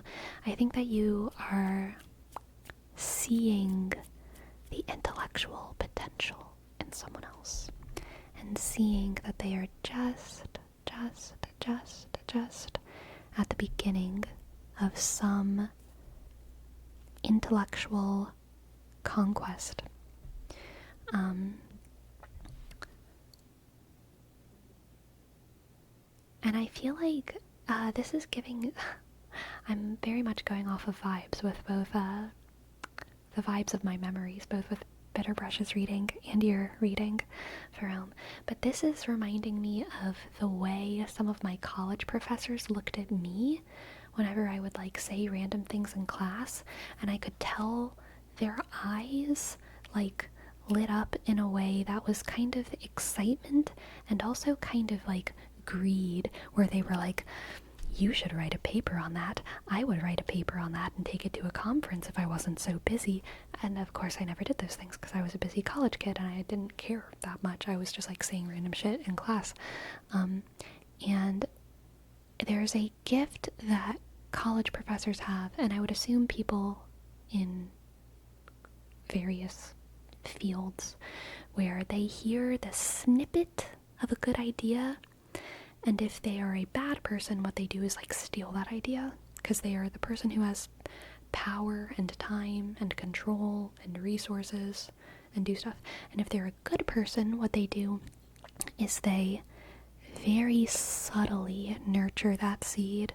They don't tell the person, oh, you should write a paper on that, you should focus on that in your studies, but they will like very subtly sprinkle water on that seed to see if that person truly has the potential and capacity to like make that idea bloom. And I think that's the position that you're in, Jerome. I think that there is a seedling around you with great potential, and you have the intuition and insight to notice it. And the Queen of Cups is making me think that you're going to do the good person thing here and give that seedling a little bit of a sprinkle, you know? Next we have the Fool and the Four of Cups. Again, the Four of Cups coming out. This is about giving up control, okay? Giving up control. This other person, whenever you sprinkle water on their idea, they might take it in a direction that you do not foresee. You might have the insight and intuition to notice a good idea and to notice its potential, but you might also be incorrect about exactly what that great potential is, exactly what the final form of that greatness is. The hint of greatness is something that you're correct about, though. And so this is kind of about a loss of control here, okay? I feel naked when out of control. It's control of someone else, though. It's control of someone else's good idea. This is when you plant an orange tree. This happened also to me. I think I've talked about it before. Whenever you're a kid and you plant an orange tree, then all of a sudden they ripe, you pick them, you cut it open, and it's a blood orange, and you're like, oh my god, I'm literally the luckiest person in the world. I thought I had an orange tree, but it was a blood orange tree. Oh my god. And like sometimes things like that happen. So it's gonna be like a good surprise, okay? It's gonna be a good surprise. You are encouraging someone else to grow an idea, to develop intellectually, and they are going to create something that you can't foresee. It's not truly in your control. Nurturing them and taking care of them is something you can do. You can water that tree. You can make sure that it has the correct amount of sun, the correct amount of shade, but like what fruit it is, you can't really tell.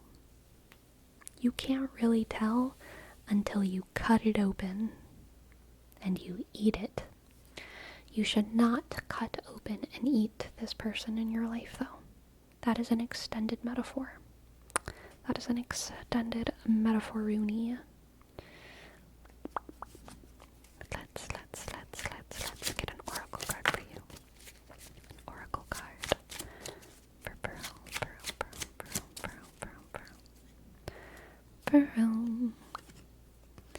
Leo.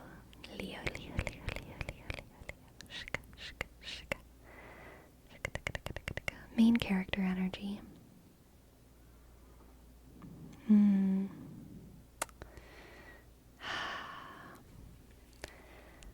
I'm just gonna say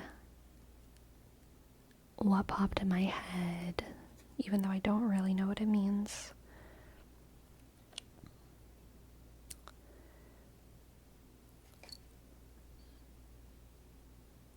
To the sun is always the main character. No matter how many beautiful trees grow, and blood oranges grow, and orcas hunt penguins, to the sun is always the main character.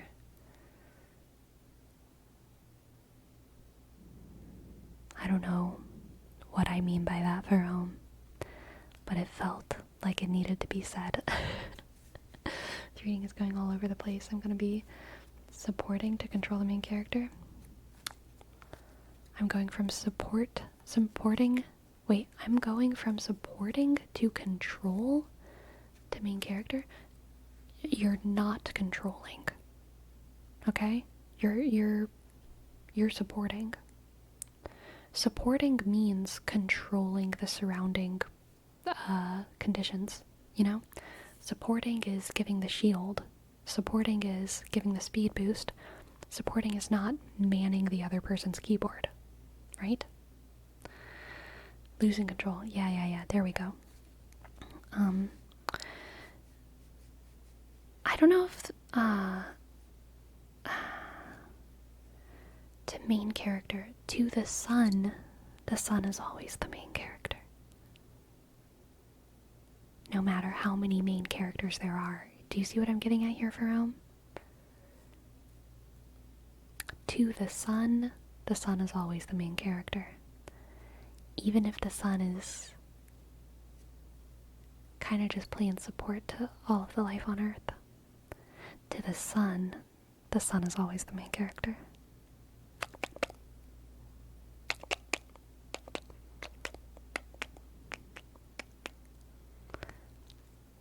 For those with the ears to hear.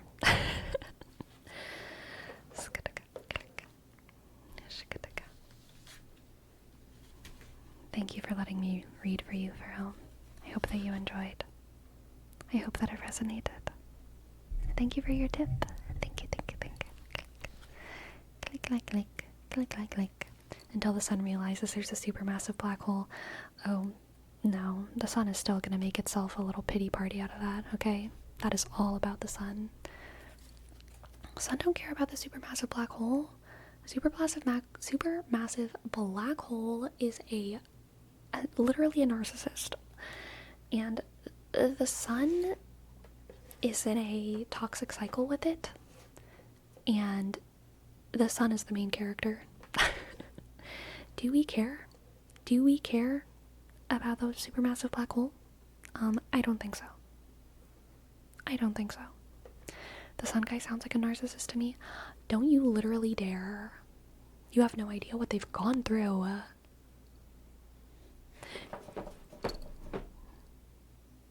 The sun is gonna pull out their receipts on you, Bullseye. You have no idea.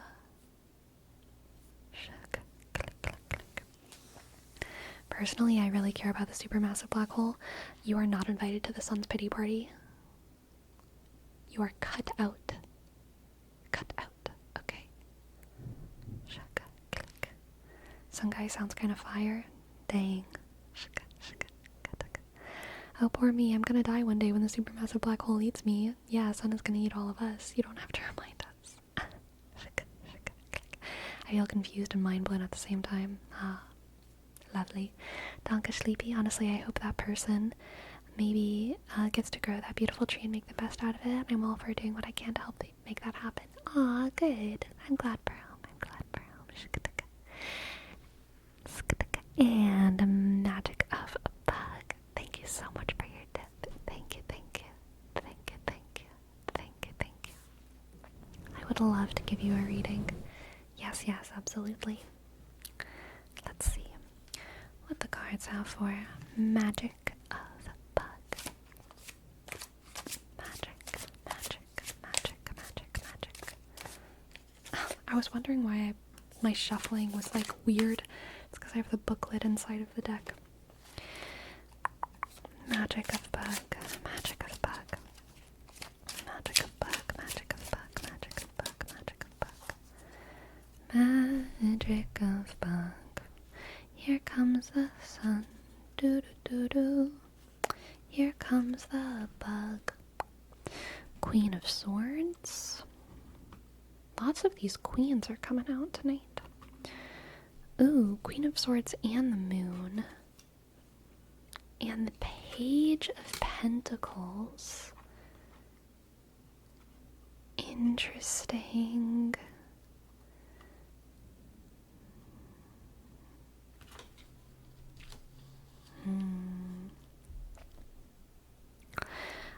I'm getting a sense, Magic of Bug, that you are about to go on a long journey of rediscovering the past. Very specifically, I'm getting the sense that you I'm gonna be hyper specific. I usually don't get this specific Magic of Bug, but I'm just feeling it right now. With the combination of the Queen of Swords and the Moon, I feel like this is your message, Magic of Bug, to investigate the female line in your family, because I think there's something interesting there. Like deeply, deeply interesting. That will interest and excite you, okay? The Page of Pentacles is very kind of eager to delve into a project, a long project, okay? And with the Queen of Swords and the Moon, I think that project is about the past, and I think that project is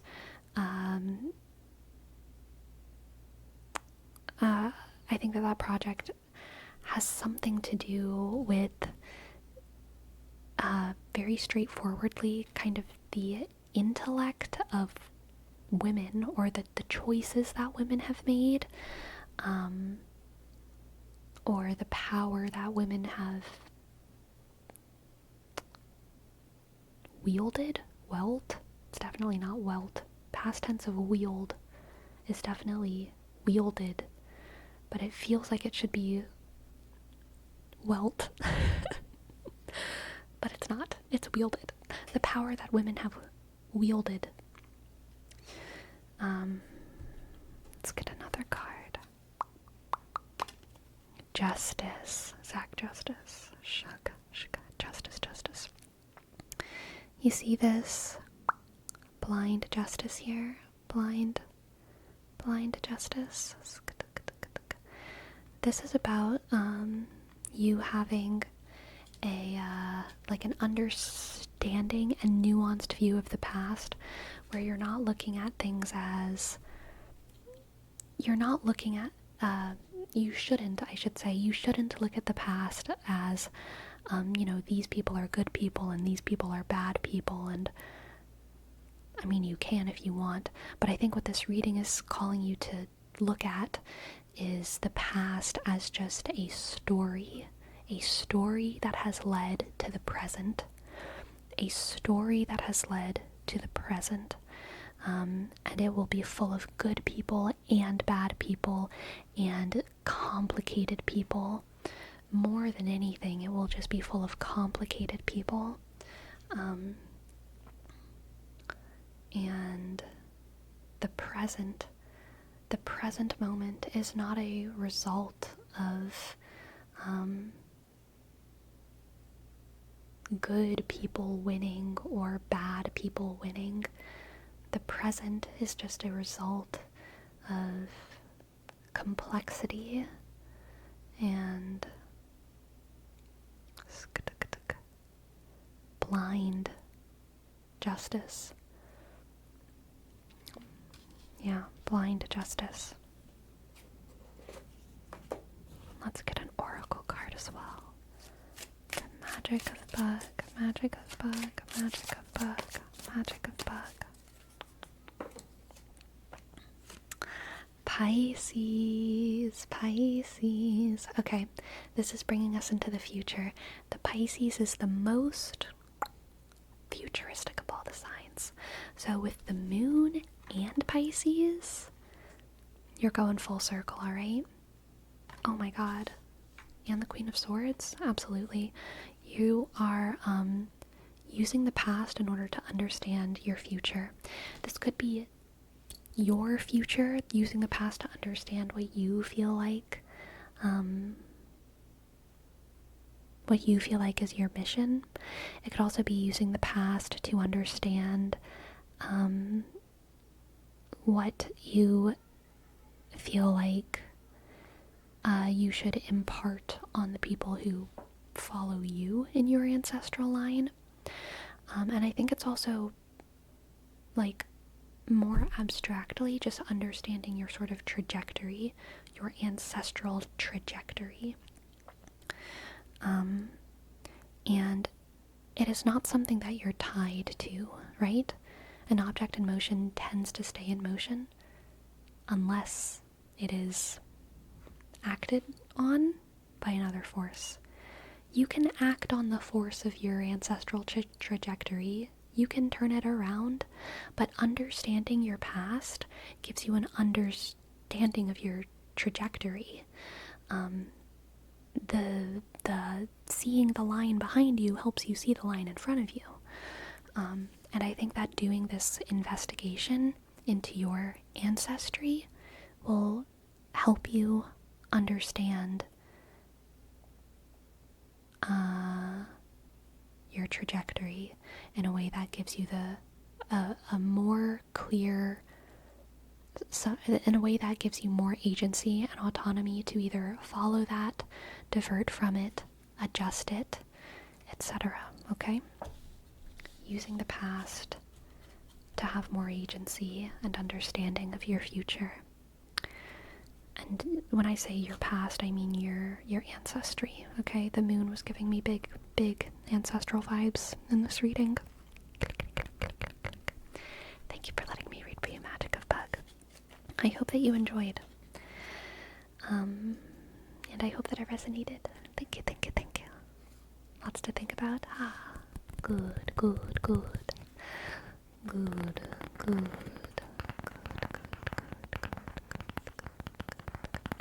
Sounds like you're casting spells saying Magic of Bug. What are we? Let me restart that. What are we if not spells? Each and every one of us. Spells cast by blood magic. Yucky blood magic. Alright, what are we gonna name the stream, y'all? What are we gonna name the stream? What are words if not the closest thing to magic?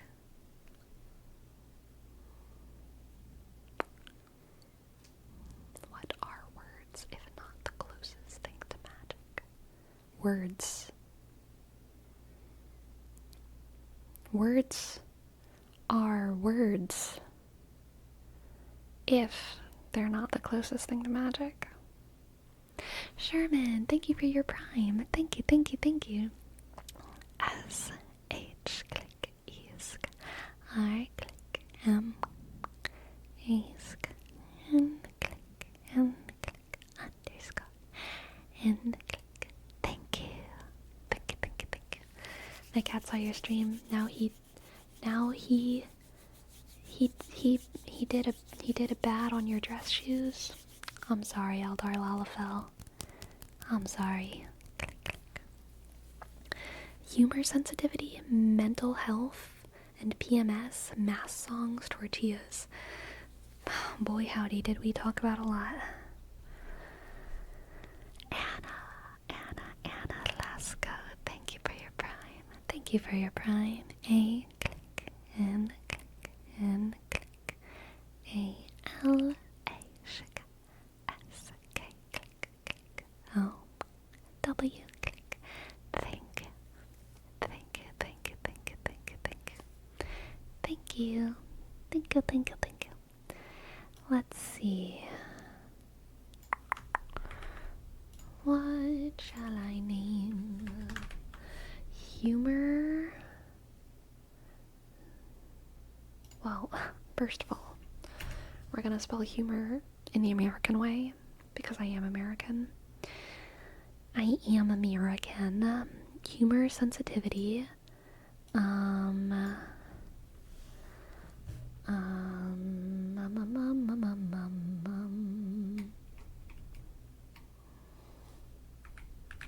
I like mental health and PMS, yeah, mental health and PMS. Tortillas. Let's keep those three.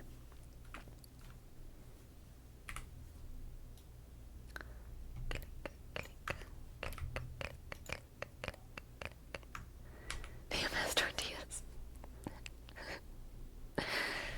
The comma. Commas are important. Commas are important, everyone. It's not mental health and PMS tortillas. It's mental health and PMS tortillas.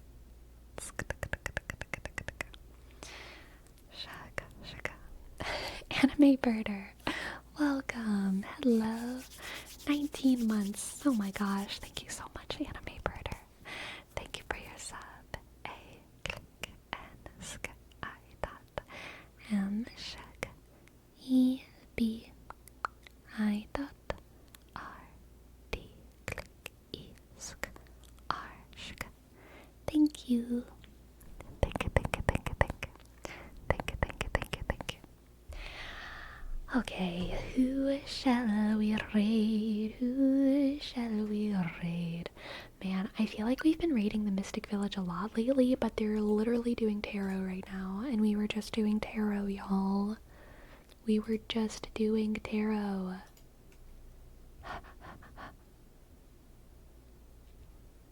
Can I resist?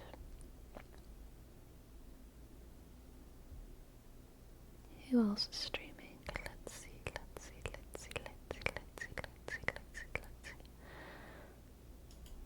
There are some other people reading. Or not reading, streaming.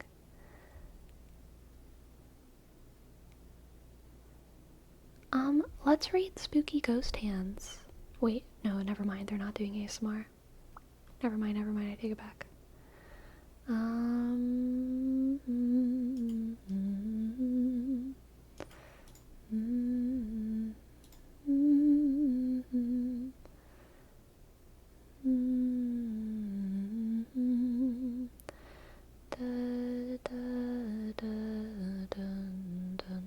Let's raid Enchanting Bunny.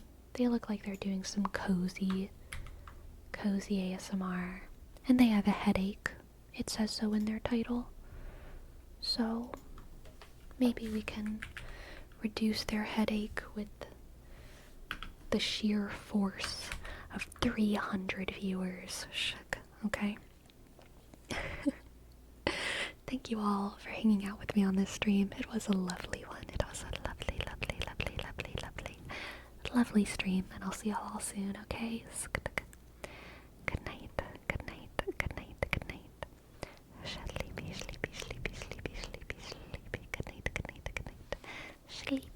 Sleepy. Good night. Good night.